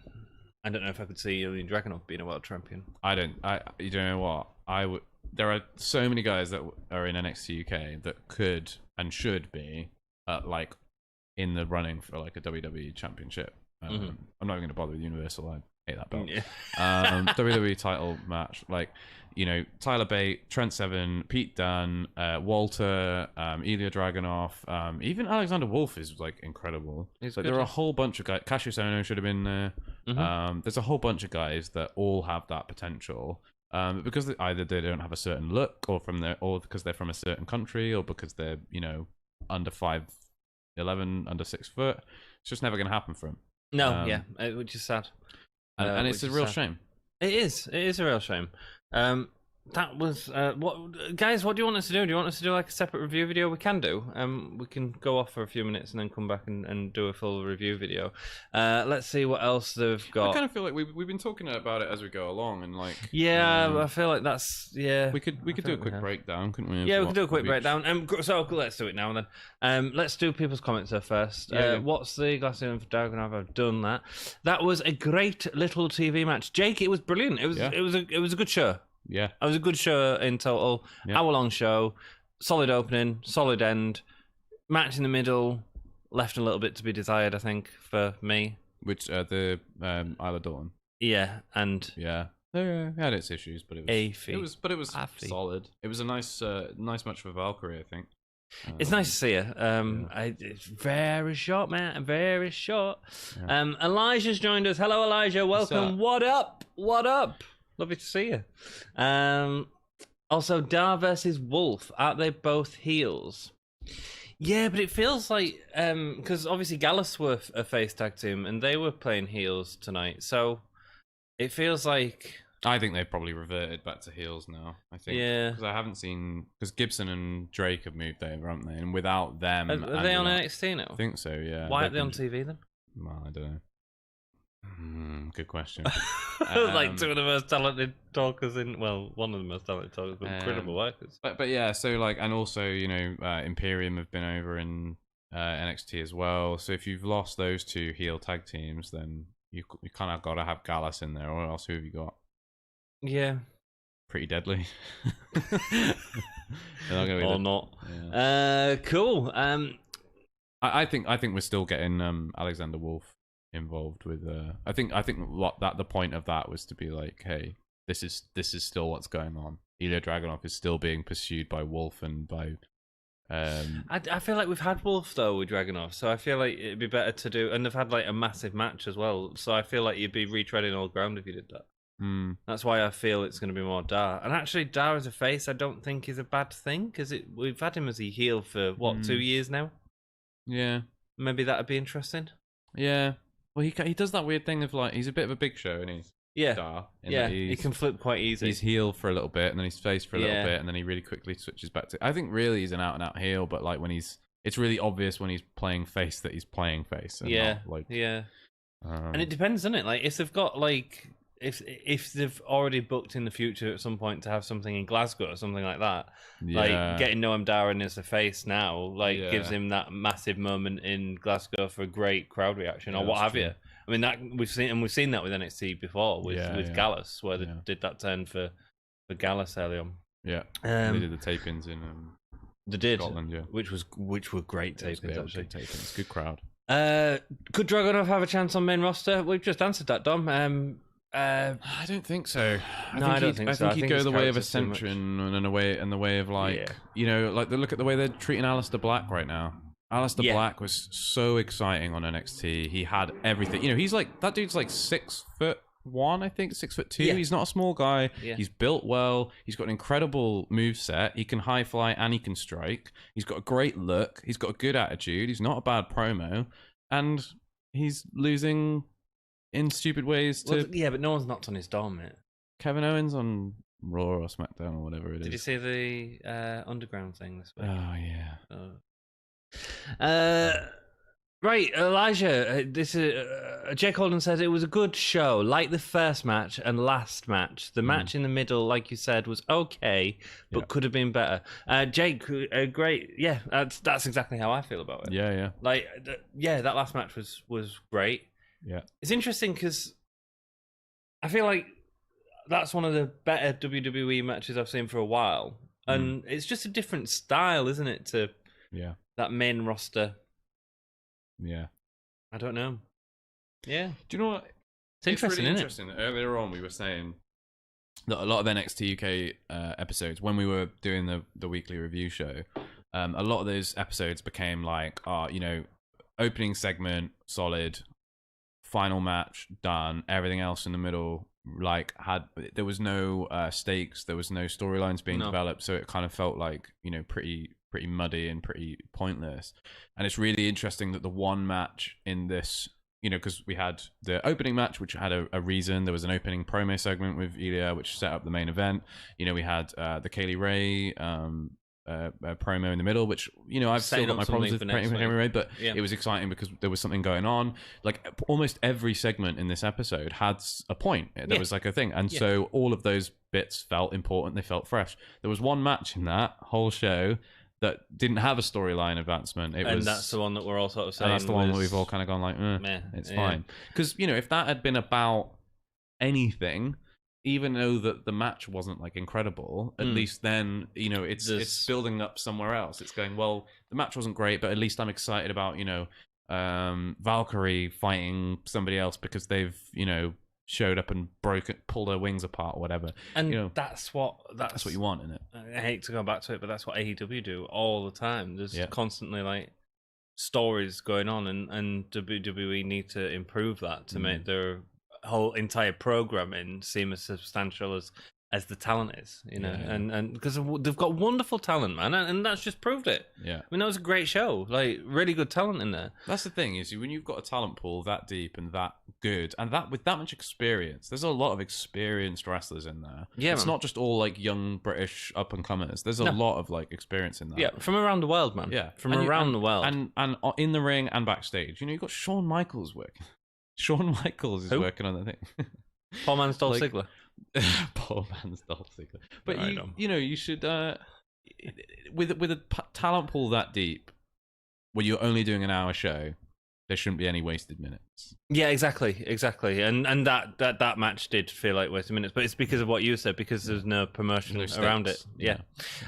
Which is another good thing about this. Like, again, we're getting promotion to next week. It's showing us what we're getting next week, which you look at Raw and SmackDown, they don't even do that, man. No. They very rarely do that. Like, just pick up and drop angles and storylines like nobody's business. Well, Raw recently, like, the writers have been giving Vince the script the morning of, and he's been tearing it up and rewriting it, and that means you get no previews as to what's happening apart from maybe one match, which is poor.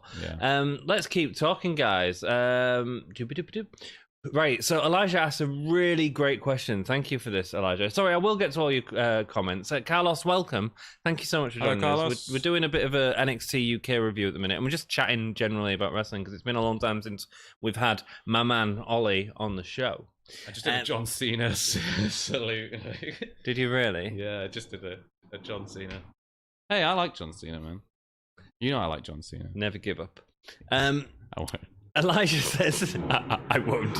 Wow, we've got cars going by during a watch along. This doesn't happen when we're watching it at 6 a.m. Elijah says, who do you think the mystery for the tournament? This Heritage Cup, we had a little bit of a chat about it, and that's why I wanted to bring up. Yeah. The Heritage Tournament is a really interesting concept. So they're having British round matches. So it's them, generally it tends to be 5 rounds. Yeah, it's like 5 rounds of like 2 minutes with a 20-second interval or something like that. Yeah, something like that. 5 or 7 rounds, it sort of depends. So interesting to see how the British round works. Now, who do you think it's going to be, Ollie? I mean, it's a difficult one because it could be they could do a thing of bringing someone in from somewhere else, right? I mean, they've just announced on the show that they're having Pete Dunne come and be a special guest or whatever, right? I don't he's not been announced for it. I don't think Tyler Bates been announced for it. No, Trent Seven has. It could be someone that we've seen before that we would be excited about returning. It could be someone from like NXT or the main roster. I think flight restrictions are the issue. Yeah, like they're really not doing. Like, look at Pete Dunne; he's been off NXT for months now, and he's a major star. But I think you can go. I think you just have to isolate for a certain amount of time. So if they're not working on they might. You never know. But what I'm saying is that they haven't taken that step with Pete Dunne to get him on NXT. So I don't see why they do it the opposite way around. Yeah. Well, I mean, Pete Dunne they've said is going to be a special guest on NXT UK. So but that's filmed in the UK. Yeah. What I'm saying is they're not. Bring someone over from the I don't think they'll bring anyone across because I just think it's too much work for them. Yeah, maybe. But then the question is, who do they bring in and from where? Well, there's lots of independent guys. I mean, look at sort of Nathan Cruz hasn't had a lot of work. Adam Matstead, you know. But again, like if it's a special guest, is it going to be? Because Nathan Cruz and those guys are really well known, particularly around our area because of NGW. It's a local wrestling promotion. Like, Nathan Cruz is one of the biggest stars there. Yeah. Guys like Rampage Brown would be another good call, is really good as well. Joe Hendry. I would love to see Joe Hendry. It could be Joe Hendry. Joe Hendry's incredible. I don't know what his contract. I don't know who he's contracted to. I think he's. Last I heard, he was with TNA, but I don't know if that's the case. I think he's with Ring of Honor. Oh, really? I think he's with Ring of Honor. But yeah, there's like a whole bunch of people it could be. It would be really exciting if they had somebody like Ospreay. Well, this is what I said. Like, there's no reason WWE have in the past made works with New Japan. If you look at the Cruiserweight Cup thing or whatever it was, they had Kota Ibushi when he was under contract with New Japan and stuff like that. So they are willing to work. And in this sort of global crisis, you've got some incredible New Japan talent who's stuck in England. Yeah, and can't get across to Japan, like Will Ospreay or Zack Sabre Jr. would be another example. Both people who have worked with WWE in the past. Is that statement true? Has Will Ospreay done stuff with WWE? Will Ospreay had there was because Paul Heyman showed up and offered him a WWE contract, but I don't know if that was in conjunction with WWE or not. He did, didn't he? At one of the Will Ospreay turned it down. Yeah, not at the event, but afterwards he was like, no. Maybe not Will Ospreay, but Zack Sabre Jr. definitely has worked with, and he was in the Cruiserweight Classic, the first one. Oh right. So with Kota Ibushi as well. Like Kota Ibushi's class. Kota Ibushi is. Have you seen him? Have you seen the match he does with the blow up doll? Yes, have you seen the match he does with the Invisible Man? Yeah, yeah, great. Good stuff. So another person Elijah says is Davey Boy Smith Jr. I mean, absolutely. Yeah. Absolutely, that'd be a great shout, especially with the Heritage Cup, and they're sort of selling it on. We see in images of British Bulldog as well, so that'd be a good way to do that. British Bulldog was rumored to be in the Hall of Fame this year, but because it didn't happen, it ended up not happening. So Davey Boy Smith Jr. would be a good shout. What I'm saying is talks with their family will be a thing. So yeah, could it be a return? Good. Is there anybody that we're expecting to make a return at any point? Devlin could be. Jordan Devlin. Yeah, could be Devlin. I mean, a big name to sort of go in. Well, yeah, because he's been over doing the cruiserweight stuff, hasn't he? Yeah. So he's just an incredible talent as well. I'd be happy if it was Devlin. Big-headed I love Devlin. Yeah. Massive headbutt, Jordan Devlin. Massive headbutt. Love Jordan Devlin. I think he's incredible. I don't know who it's going to be, if I'm honest. It's one of those things where, because there are these complications around travel and stuff like that, it's making me, you're right, edge away from it being someone. But can you imagine if, like, just to kind of really promote the return of NXT UK, it was someone like Daniel Bryan doing like British rounds? Like, can you imagine how that'd be amazing? Massive that would be for the thing. It won't happen. No, but can you imagine? Like, that would be a great shout. Somebody like that. Yeah, but again, I wouldn't make that call because I just don't know. I don't know what the travel restrictions and stuff are on that. Well, I don't think it's that difficult now, but the fact that they've not done it on NXT and look at Pac's not in AEW at the minute, just makes me feel that it's either too much effort or the wrestlers don't want to do it or what have you. So if not, why would you have Toni Storm in contract and not send her to NXT to do some stuff with Io Shirai? Like, it make complete sense to do that, business sense. Yeah. So I hope that was Elijah, you asked one question and we talked about it for 10 minutes, but I hope that sort of we don't know. But excited. That's kind of what's really good about it. Yeah, I've got no idea. Like sometimes you get these things where you go like, oh, I know who that's going to be. Yeah, you know who that entry's going to be. Yeah. Or sometimes you get a Matt Sydal coming in trying to do a shooting star press off the top turnbuckle. And I got a message from Matt Sydal the other day. Did you? Yeah, he slipped into my DMs. Carlos Valles, welcome to the chat. Thank you so much for joining us. We're just doing a rundown of NXT UK and just chatting to you dudes. A little chat. Stay for as long as you want. Kaylee Ray was at home for a few months. A lot of wrestlers have been at home, obviously. I don't blame him. No, hopefully now this is happening. It's an opportunity to get wrestlers paid, an opportunity to get some interesting stuff back on our TVs. I think it feels really like a nice big moment. Yeah, it's a good like I think we were saying this earlier, but for anyone who wasn't around before, it's a really good indictment on the future of NXT UK. I think like they're not going to do it. They wouldn't have put all this effort into it and made this big hubbub about it unless they were sure that they were going to continue with it. Absolutely. And that's really nice to see, is that like it has made a return. It is back. And not just with COVID as well. You know, speaking out was terrible for the British scene. Huge. And a lot of NXT UK talent has been affected by that and accused because of that. Yeah. And there was lots of people going, well, does that mean NXT is not going to go ahead anymore? And it is. And I'm happy it's going ahead. And hopefully like they can resolve the issues around the allegations that were made on all sides, you know, like whether it, yes, no, whatever. Yeah. Elijah, I think Walter will have a good chance in the main event, but I don't want him to leave UK though. Elijah, I don't think there's any chance you'll see Walter in main roster. We've always been sort of adamant on this. Yeah. While he is outstanding and would be wonderful, he's just not interested. He's quite happy living in Austria. He wants to continue living in Europe. And if he was in WWE, certainly now, there'd be no chance because he'd be in constant isolation. I think that's kind of why like NXT suits him, is because he can fly in. Outside of a COVID situation. He can fly out, do a couple of tapings or do a couple of shows and fly back. He's not doing the the WWE schedule of like house show, you know, one day off, Monday Night Raw, do you know what I mean? So, and we don't know how that's going to change past COVID, whether WWE are going to pick up the house shows or not, or whether they're going to leave it off, which is cool. If he did go to, just say for the sake of argument, that he decided, no, I'm well up for doing Raw or SmackDown, changed his mind and went, do you think they'd use him right? Because I think WWE have a reputation for criminally underusing talented big guys. Yeah, I think it would. But you look at Vader. But look at Walter's only UK appearance. Main roster appearance. Well, yeah, it was Survivor Series, and he was the first person to be pinned. And the crowd were buzzing for that moment, man. Yeah. So you kind of like his mystique. That's the problem, is that the main roster is a completely different beast. You can build a guy up on NXT. Like look at the Ascension, for example. All right, they were tag champs at NXT for ages and ages and ages. They were dominant. They were pretty cool. There was an element of Road Warrior-ness to them, but it was really toned down. And then they got to WWE, and somebody in the back went, right, put on all this Road Warrior gear, do this, do that.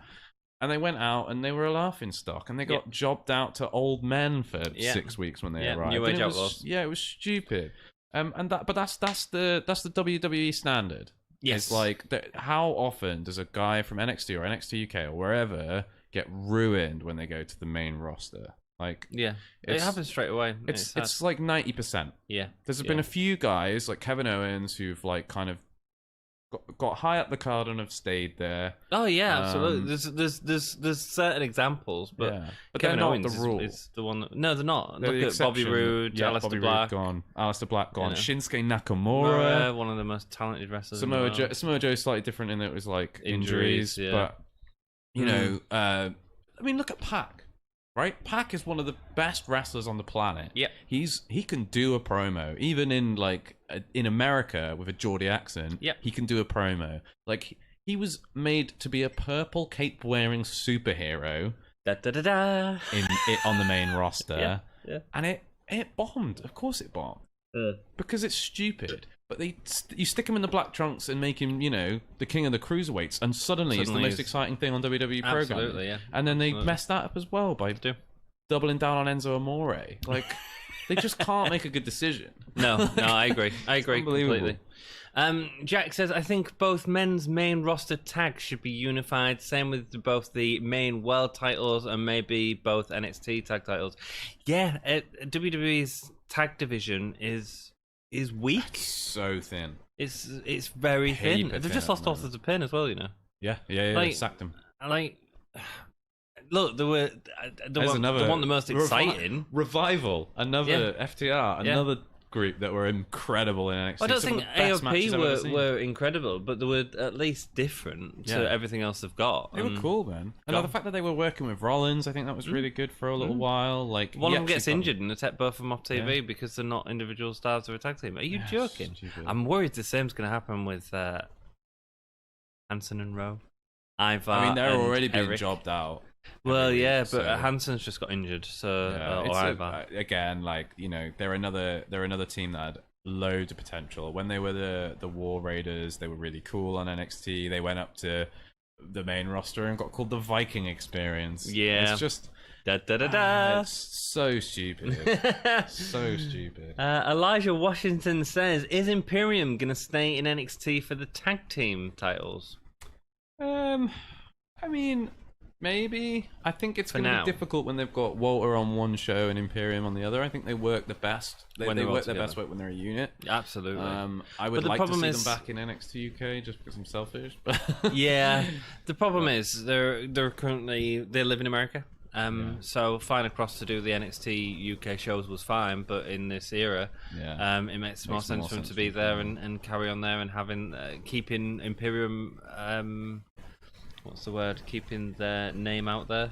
yeah, Exposure in Yeah, America, yeah, keeping them exposed in America for when Walter does return and does something. they just haven't been booked the same way they're in NXT than they were in NXT UK. Though. No, and they got the tag titles, and then Nothing happened.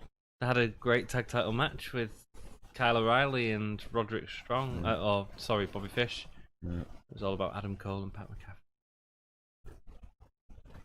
Love Imperium, man. Yeah, Love them. they are so good. They are one of the best tag teams WWE has on their entire roster. And Indeed. again, criminally underutilized. Criminally. Dom says, "You're still watching wrestling, Ollie? Question mark. You haven't given it up. Come back to us." I can give you the information on that. For anyone who wasn't here at the beginning of the video, I stopped watching WWE. I cancelled my network at the I can't remember what the event was, but it was one of the Crown Saudi Jewel, shows. It was Crown Jewel, greatest wrestling and it pay-per-view was ever. The whatever. Fiend versus Goldberg. And at that point, I went, "No, I'm done. I'm done. This is stupid." I mean, like booking the Fiend into the title. We did like a whole conversation once, I think, on the channel With Dom about With Dom, how we would go about booking the Fiend and like the fact that we thought it was kind of silly to have him around the title picture so quickly, and that there could have been so many more interesting stories you could have told with that character. But when they just jobbed him out to Goldberg, I was like, "Come on, guys, this is stupid. This is really stupid." Like, in Saudi Arabia as well, where like it's basically a glorified house show. And at that point, I went, "You know what? I'm done. Done. I'm not giving Vince McMahon any more of my money. I'm cancelling my network. I'm not watching it." And then I started watching AEW, and it was like watching wrestling as a kid again, because like the booking was smart and the characters were fun. And there's problems with it, of course there is. There's problems with every wrestling show, but it's been exciting to be watching it again. I'm really glad that I'm back watching NXT UK again. Because I mean, they've showed that they mean to go on in a solid, hard hitting, an hour-long show, which is an absolute breeze by it's comparison lovely, with Raw, which is like Isn't it lovely? 3 hours plus pre-show or whatever. So that was nice. But yeah, I think I'm still watching wrestling. I'm still around. I'm keeping up to date. I'm just I've had a falling out with Vince. Sort of stuff. I texted him the other day. I said, "Vince, I'm just not on board, mate." And he said, Did "Well, he slip into your DMs? yeah, Cool. like Matt Sydal." Jake, sorry, I am going to catch up with all you guys. You guys are writing loads. Are you happy you ain't got a plan, have you? No, I'm good. Let's keep on answering your questions. You keep them coming, we'll keep answering them. Yes, sorry, yeah. Passed it to you ages ago, mate. Thank you very much. Yeah, I love the British style of wrestling. Hope most NXT UK shows can be this good and important every week. Indeed, I agree, Jake. It'd be great to see them constantly this good, and I'm looking forward to next week. So they've done the job. Yep, I'll be tuning in next week then. Raw doesn't do that. Give me a whole year. Who do you guys want to see be the mystery opponent in the UK tournament? Okay, so we talked about who it could be. Who we'd like it to Who be. do you want it to be? Good question. Who else is in there? Joseph Connors. Who would I want it? For me, it's got to be someone we've not seen fight those people before, right? Yeah. It's got to be somebody like fun and interesting who has currently got their schedule pretty free, who's now no longer a champion, who's an incredible wrestler, who would work a really like good style with these guys. You thinking Tyler Bate? I think Adam Cole. I would Cole? love to see Adam Cole. Can you imagine Adam Cole? Yeah. It's not going to be Adam Cole, but that's who I would want. Okay, cool. Like, he'd be a class. He would be an amazing acquisition for NXT UK. He's not doing anything at the moment. In terms of British guys that are around, I mean, Ospreay makes sense if they can work a deal. But I think I'd prefer Zack Sabre Jr. just because of that mat wrestling style. I think works better with rounds. Yeah. And look, if Will Ospreay comes in, it's just going to be about Will Ospreay showing off how good he is, as opposed to. I'm fine with that. Yeah, I like Will Ospreay. rock and roll. Elijah says they got good talent, but they need to bring more story for these guys and gals. 100%. I agreed. Indeed, 100%. Indeed. William Regal is the best GM. No PM pun intended. Yeah. Yeah. Agree he is, and he always has been. William Regal or Johnny Saint? I mean, watch UK NXT Blackpool Takeover tonight. Don't get me wrong. I love Johnny Saint. Johnny Saint is a boy champion. Yeah, he's class, but he's not. I don't think he's like really. The GM is It's a character, and he's not a character. He's a guy that's trying to remember 5 bloody words. That's Sid what he Scala is really the GM. He is really the GM, assistant to the GM. But you couldn't have him as the GM because he looks a bit like a rat. I just think he looks like a 12-year-old boy. He does, doesn't he? Yeah. William Regal. Jake Holden says Raw has been absolute turd emoji for the past 2 months. SmackDown has been solid for the past month or so, though. Yeah, man. Right. Yeah. So I was doing the watch-alongs. I don't know if you've seen them. I can't do Raw anymore, man. No. 3 hours. Raw right? It's rubbish. And like, I've got to stay up till 4 in the morning. It kills my week. Like, done. I'm done with it. Do you know what we could talk about? And I'm with you on this. I did see a bit of this, and I've watched some of the clips, and I have caught up a little bit with this. Love what they're doing with Roman Reigns. Love what they're doing with Roman Reigns. Yeah. I think that like they were stupid to have the title booked around Fiend and Strowman, and they found a good way out of that. Strowman was the right person to eat the pin. I think now they need to keep both of those guys apart, away from each other. Fiend and Strowman need to be nowhere near each other, and they need to be nowhere near that title. Yeah. Fiend needs to start going on to like an interesting storyline, like a kind of Mankind kind of thing, where he's like, he's picking targets for a specific reason, and he's taking people out. Keep him away from the title. Keep him doing something interesting. Absolutely. Roman Reigns is the perfect heel champion for right now. Yeah, he's great. Because he's doing the thing that we've been saying he should be doing. I can't wait to see him get destroyed, James. Oh, I know. Yeah, it's going to be. I'm quite looking forward to it. Yeah, and that's the thing is, Roman Reigns, he gets a lot of stick, and I've been saying, I think, for a few years now, that you can see the improvement, you can see how much better he's got. His promos are so much better now that they're not feeding him this suffering succotash, absolute nonsense. Agreed. And he's good in the ring, and he looks the part. And as a heel, I'm loving hating him right now. I'm looking forward to it. I'm quite happy. I didn't watch SmackDown last week because I was away, but I'm looking forward to watching it this week. So join me tomorrow night for the watch along of SmackDown. SmackDown's actually the only one that I'm keeping up with in terms of like reading the results. Reading the results. Bleacher Report. There we go. The only one. There we go. Rosemary. So Wembley Arena is 12,500 seats for concerts. Yeah, so take away 2,000 of that for Ring. I don't think NXT UK would get the numbers. Not right now, definitely not. Particularly in a post-COVID situation, I think there's going to be a bunch of people that are reluctant to go back to stuff like that, even when they're allowed to. Yeah. But I think give NXT UK time to shine, and you could definitely see those numbers in a couple of years maybe. It would be cool if WWE bring back Davey Boy Smith Jr. as his father, who fight in Britain. Yes, it would be. It would. Yeah. Obviously, we saw Davey Boy Smith. The last time I was watching him was on World of Sport, the ITV show that did 10 episodes back 2 years ago. Something like that. Yeah. They had a lot of British talent on that. It was a really good show, actually. Do you know what?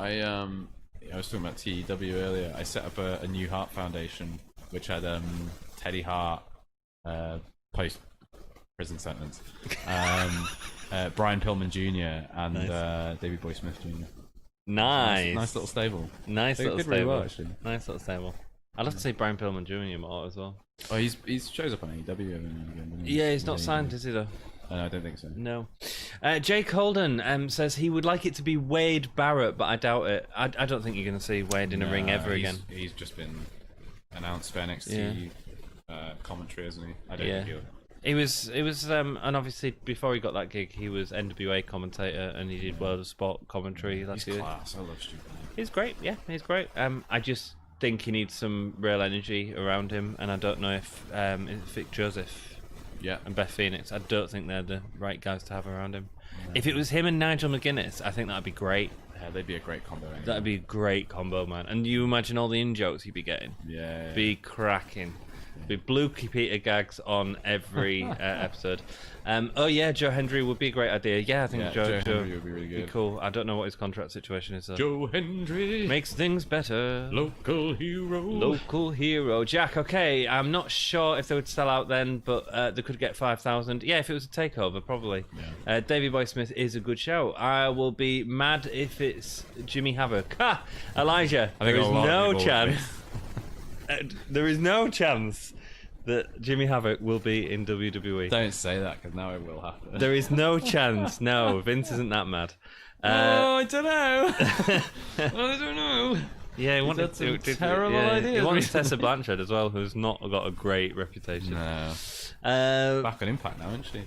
Is she? No, she's not on Impact. Sorry. No, she's coming to WWE. You've got tape in your hand.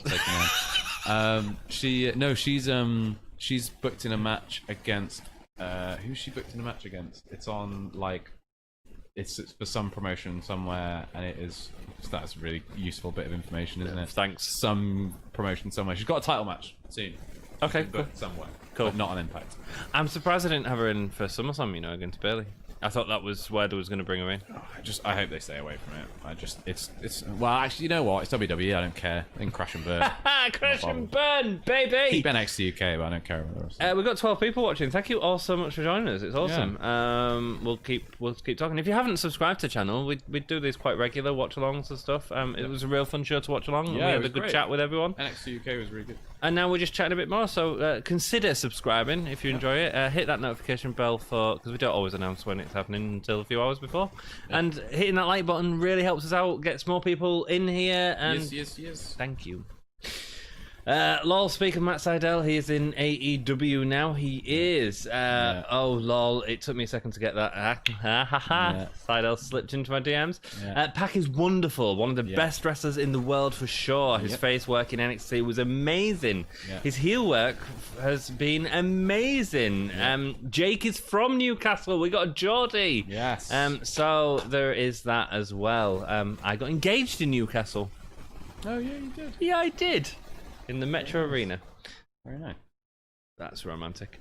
Kobe talks about wrestling. Decent episode tonight. Yes, it was, mate. It was good. It was an hour show, man. It was easy to watch. Yeah. In my opinion, it was kind of weak as a relaunch. I think they should have took off the titles from Gallus. I think I didn't hate it as a relaunch. I thought the main event was incredibly solid. I think that it should have been wall to wall action. I think the match in the middle with Isla Dawn. I feel like stick in a match with Kaylee Ray instead. Have the champion fighting, and then have a Piper Niven segment, so that every segment feels important. Because any kind of in an hour-long show, you can literally sprint from the start to the finish. Yep. You don't need in Raw you need those matches that cool the crowd down, because if you have them going you'll burn out before the main event. Or in an hour-long show with no crowd, you can have it go breakneck speed and we'll be fine by the end. So, I think you're right. I think to some extent it could have been more action-packed. However, I think the main event was great. The opening match was really good. Yes, maybe a big moment, a title change would have been really nice. But for me, solid episode of NXT UK. Yeah, and I'm I'd happy agree with with that. If what they're promising is like week on week solid programming, then I'd rather they start with that and stick with it than try and like blow us away in the first episode and then really dampen down for the second. Do you know what I mean? Yeah, I agree with. Start as you mean to go on, I guess. Yeah, and I think that's probably what it is as well. It is just sort of it's a continuation of NXT UK. Yeah. That's fine, but it was a solid episode, But I agree with Cody. Week as a relaunch, there was nothing to talk about.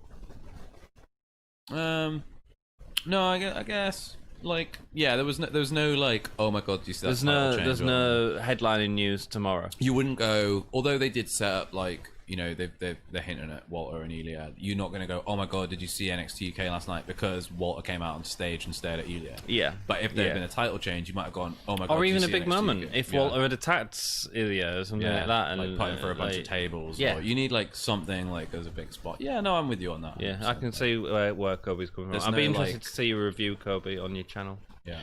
The Saudi show was awful this year with Goldberg and the Fiend. I almost stopped watching at that point. A 55-year-old dude beating a guy with in their 30s, the most unrealistic thing. He beat him was with it a suplex? Well, no, a suplex. What was it? Because he was going for the jackhammer, but he's not capable of doing the jackhammer anymore. To be honest, I think that's as much Bray Wyatt's fault as well. He fell over that as well. Well, yeah, but he's like, once you're in somebody's arms like that, they've got to be able to hold you up. Like, if they can't, you shouldn't be doing that move. He should, like, if they were going to have him win that match, they just should have had him, like... It should have been a gimmick match, and he should have, like, speared him and speared him and speared him and speared him and speared him and speared him and speared him and speared him.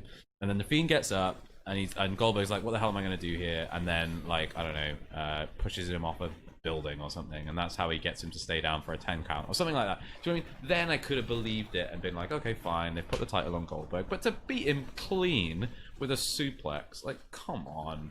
Indeed. Come on, it's the Fiend. He ate like 4 stomps in a row. Like, and he's gonna get beaten by a suplex from Goldberg. Are you kidding? Yeah.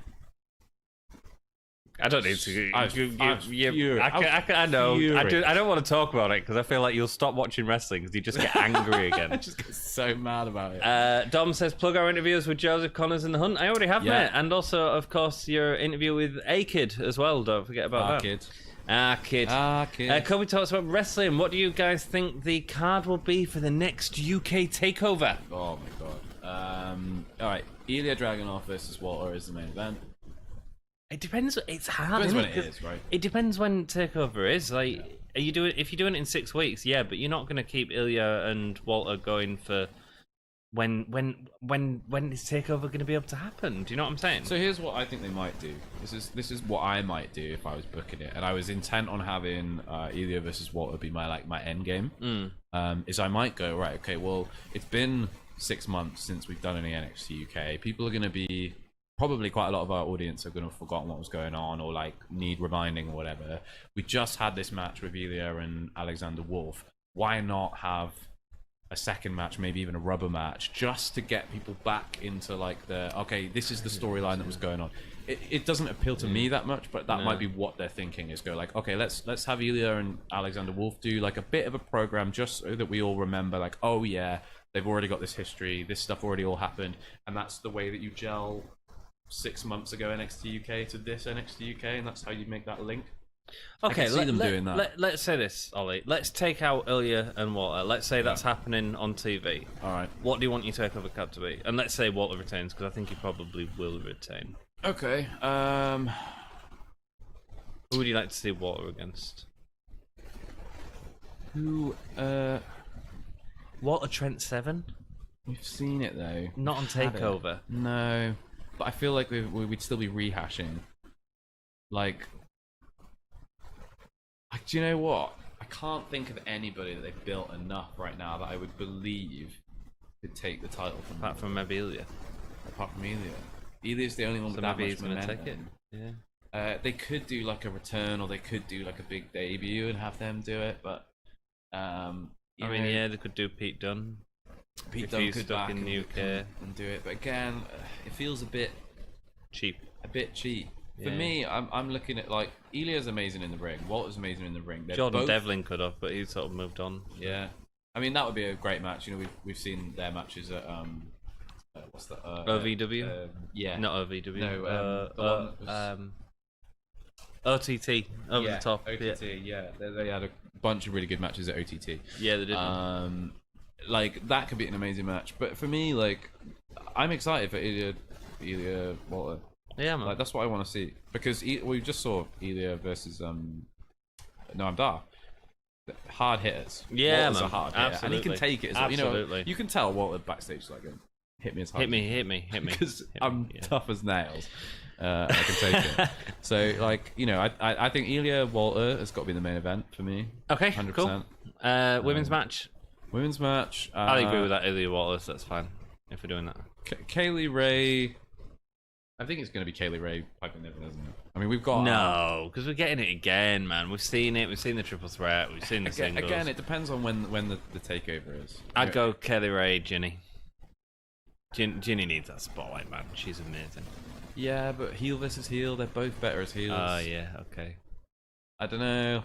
Like, I'd love to see Ginny in that spot, but again, I don't think Kaylee Ray's the person for that. And I think Jazzy Gabbett's left, you know. Yeah, I think she left. I think has she retired?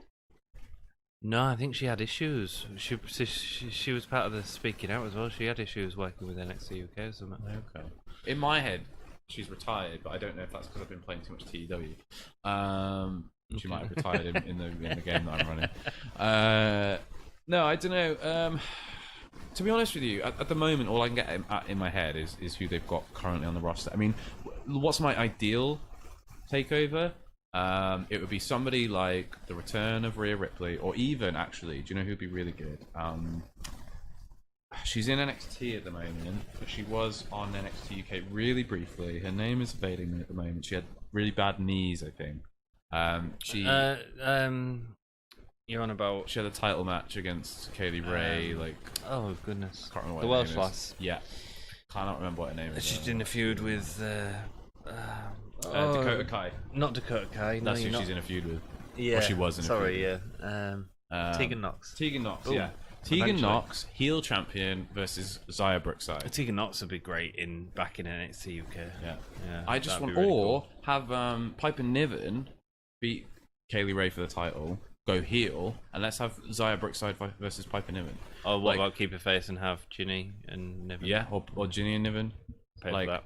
I like what I want to see, because I think Xia Brookside is she's like on the same kind of level as like, oh, like I'm super fun face, in the same way that like Candy Floss and people are, but I think there's just more to Xia Brookside. I think she's got the technical ability, she's got the heritage story, as well. She's like, you know, I think there's loads of potential there, and I think she's kind of been wasted so far. Like that whole storyline she had with the Battle Royal, like, you know, 8 months ago, 9 months ago, like there was so much potential there, and it never really amounted to anything. Nope. So I think like either Xia Brookside versus Kaylee Ray, or Xia Brookside versus Piper Niven as a heel, or even Xia Brookside versus Ginny. Yeah, be interesting. I want to see Xia Brookside given an opportunity to like an underdog story. Yeah. Kobe, Balor versus Kyle. Io versus Raquel, maybe. Candice versus Tegan. Yeah. Not sure about the rest. Maybe Cole versus Pat rematch. I don't know. So Jake's giving his takeover. Was this for takeover or not takeover? No, we did. Kobe did say takeover UK, but Kyle did it for takeover. Jake did it for takeover, which is cool. Right. Kobe says that sounds good for takeover. Yes, Mr. Wrestling Hands, join the Dark Order. I think NXT UK need a mid-card belt, like NXT had the North American title. Yeah, I'm kind of. We've had this conversation. We've talked a lot about this, but it's still really conflicting, man. Yeah, I just think with an hour-long show, there's so many titles to cover. Yeah, in an hour. Like, obviously, you can just ignore titles on certain episodes, but I think you run the risk then of like you introduce a title and then other things get forgotten. Like, I think we're already forgetting about the women's division, so I think they need to get the title off Walter. Because Walter feels untouchable. And if you was to have some like Ilya Dragunov, he can have a 3-month reign and pass it on to someone else, and you can start like really sort of showcasing people. You could John have Devlin, Noam Dar, Trent Seven. You could have Joseph Connors beat Ilya Dragunov. Exactly. That's what might be what I do. You have a huge babyface storyline for Ilya Dragunov. He beats Walter after just like getting obliterated, but he just sticks it out, hits him with like 6 of those Moscow torpedoes, whatever, and then we just get like super sneaky Joseph Connors win. Yeah. 3 months later. Yeah. Fine. And then but believable as well. But the problem, that's the biggest problem with Walter. He feels unbeatable. Yeah. But Ilya Dragunov would not feel unbeatable. Yeah. In the same way that like Tyler Bate wouldn't feel unbeatable. And that's like, right, yeah. Yeah, I know what you mean. It's a bit like Brock Lesnar having the title in a way. And you kind of go like, I just don't see anyone convincingly beating him apart from like somebody like Roman Reigns. Until Roman Reigns comes again at like WrestleMania again. No. He's almost a Roman Reigns, I suppose. Or Brock Lesnar, as you put it. Good. Sorry, Kobe. You don't need to apologise. It's all good, Jake. Dragunov versus Walter. Other than that, I'm not sure. I hope they stay away from Tessa as well. Tessa would be good, but I don't think management can handle. I don't think management can handle the way she works and backstage problems since Vince doesn't take action on anything. Yeah. Yeah, man. I think Tessa would be difficult in the company, but I think they'll get her. I think they'll get her soon. I hope they don't.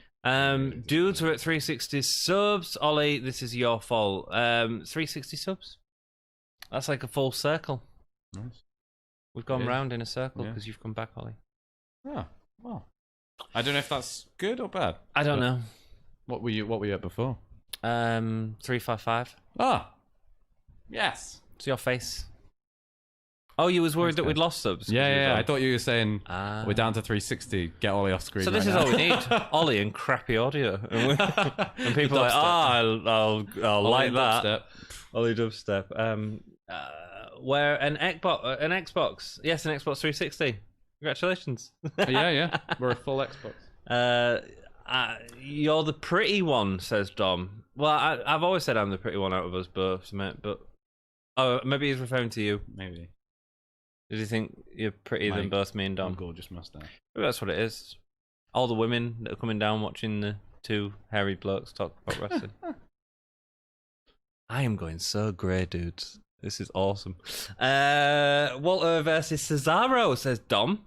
Yeah. Yeah, that'd be a good match. That'd be a really good match, Dom. See that match. Ilya versus Shinsuke. There's another good match. Yeah. I would like that. I think out of WWE. Let's have him like wrestle like properly. Style. In NXT UK, I think it would be a good match. Like in the way that Shinsuke versus Sami Zayn in 2016, 2015. I can't remember when it was. That was a great match. In NXT, but it's the problem. It's the WWE main event problem, which is you stick somebody really amazing like Shinsuke Nakamura in the WWE style, and it just never really sells or connects the way that it's supposed to because he can't work the way that he did in New Japan. Yeah, like it's a recipe for disaster. It is, but get him on a takeover, and they tend to let people go on takeover. They did with Balor, Cesaro, and Dragunov. When KO came back for War Games, was it War Games 2? War Games. When he came back for War Games 2, Kevin Owens briefly. Yes, he did. Yes, he did. War Games 2 match, and it was incredible. The energy was amazing. He was working a style that really suited him. He was more exciting in that match than he has been for the last year. Anyway, and he looked excited to be there as well. Yeah. Like he looked absolutely pumped to be coming out for that match, and the reaction he got was exactly the reason why NXT is so good. Yes, it's because they value, like the NXT faithful really value the superstars that get over organically, and the guys that are good workers, and the guys that can talk, and the guys when you tell a story. It's what the under 50s like. I've interviewed Piper Niven before too. Good for you, mate. Tegan Knox, thank you, Jake. Isn't the new cup like a mid-card title? Could be. Yeah. I mean, it depends on how regularly they do anything with it, I suppose. I like a good tournament, mate. I do. I like a good tournament. I do like it to have stakes, though. Do you know what I love? I love number one contendership tournaments. That's what I like. When they had that number one contender tournament that Zach Gibson won, to then face Pete. Yes, that was really exciting. good. That was really good. I love number one contendership tournaments. Really good. Because it gives you an idea. One, it's really good for new watchers because they get to get an idea of the roster really quickly. They get to see everybody working, especially if it's like a round robin or something. But like in a kind of head-to-head traditional format structure, like that, you get to see guys working together. You get to see who are the big names and who are the less so. The commentary will go like, oh, it's a huge upset. This guy shouldn't have won. And you go, all right, cool. Like normally this guy's the guy, but this they're pushing this dude. It gives you a really good context. It's also the stories coming out of it and the way that it's great. A tournament's great. It's a catalyst for so much. It is. They don't do it nearly enough, I don't think. Dom says that when he's talking about the good-looking person, he's talking about Anthony. Ollie looks like a bloated elephant. I mean, that is true. There's no need for that. I've been often compared you open yourself up to the internet and you get stuff like that from a podcast partner. He didn't really say that. I just made that up. Right. He actually said I'm talking about Ollie. Oh, right. But I thought the bloated elephant comment was quite fun. I also don't like want you to go elephant. cry. It's not the first time someone said that. No, it was you who said it before. You cruel man. Wonderful. And that's all the comments. We're done. We've got 10 people watching. If you've enjoyed it, please hit that subscribe button. It really helps us out. Thanks for having me back, by the way. Dude, don't thank me. Thanks for coming back, man. It's been awesome having you back. Yeah. Ollie is awesome. If you're interested in our NXT UK opinions, we've got loads of old videos. Bang them on when you're doing the pots or something, and check them out. Some good bants in there. Some good bants. I think I got into a feud with somebody. Who did I get into a feud with? You remember? I started taking shots at someone. I can't remember who it was. Can't remember. But we have a lot of fun with Eddie Dennis. Oh, yeah. Much. Eddie Dennis. The resident Daddy Longlegs. Rock and roll. Guys, it's been awesome. Yeah. Ollie, you've got to sign us off. Dom's doing this thing where he makes people count down from 5 and then they all say, oh, yeah. Right. You can do something like that if you want. Or you can do something completely different. Okay. I'm going to leave it up to you. All right. Okay. I'm not on the spot at all. No, I know, mate. Well, welcome back. Okay. What do you know? What I'd love to see. Here we go. Let's do. What would you love to see, Ollie? Have you heard of this thing? And something I'm new to. It's called a like spike. Let's end with a like spike. What's that mean? So everybody at the same time all hits the like button, and then you get like, pow! The likes just all like go up in one go, and it's like really easy because all you got to do is click. If you've not liked fabulous. Well, that sounds like a really good idea. I feel like we should do a like spike like earlier on in the video though as well. Yeah, maybe, but before we go though, let me just Dom's trying to do his own like thing. Dom, stop trying to take the attention, love. I've enjoyed my first time watching you guys. I subscribed and Show will be watching again probably tomorrow for SmackDown. Thank you so much, Jake. Thank you. I really appreciate that, mate. And Dom's done his thing and Kobe says typical gamer. Sorry, you carry on and do your like spike. All right, like everybody, spike. on that's count of 5. What he's saying, a typical gamer. Yeah. Gamers do like spikes. Gamers do like spikes, yeah. On the count of 5. All right, on the count of 5, everybody hit that like button. 5, 4, 3, 2, 1. Keep it GAHY and like spike. Did it happen? I don't know. I don't know how we tell, but we're going. This is the hardcore legend, Mick Foley. Well, hello and welcome to Give Me a Haul. Yeah, I hope everyone there, right there in Yorkshire, is having a nice day. Bang, bang. Have a nice day. Yeah.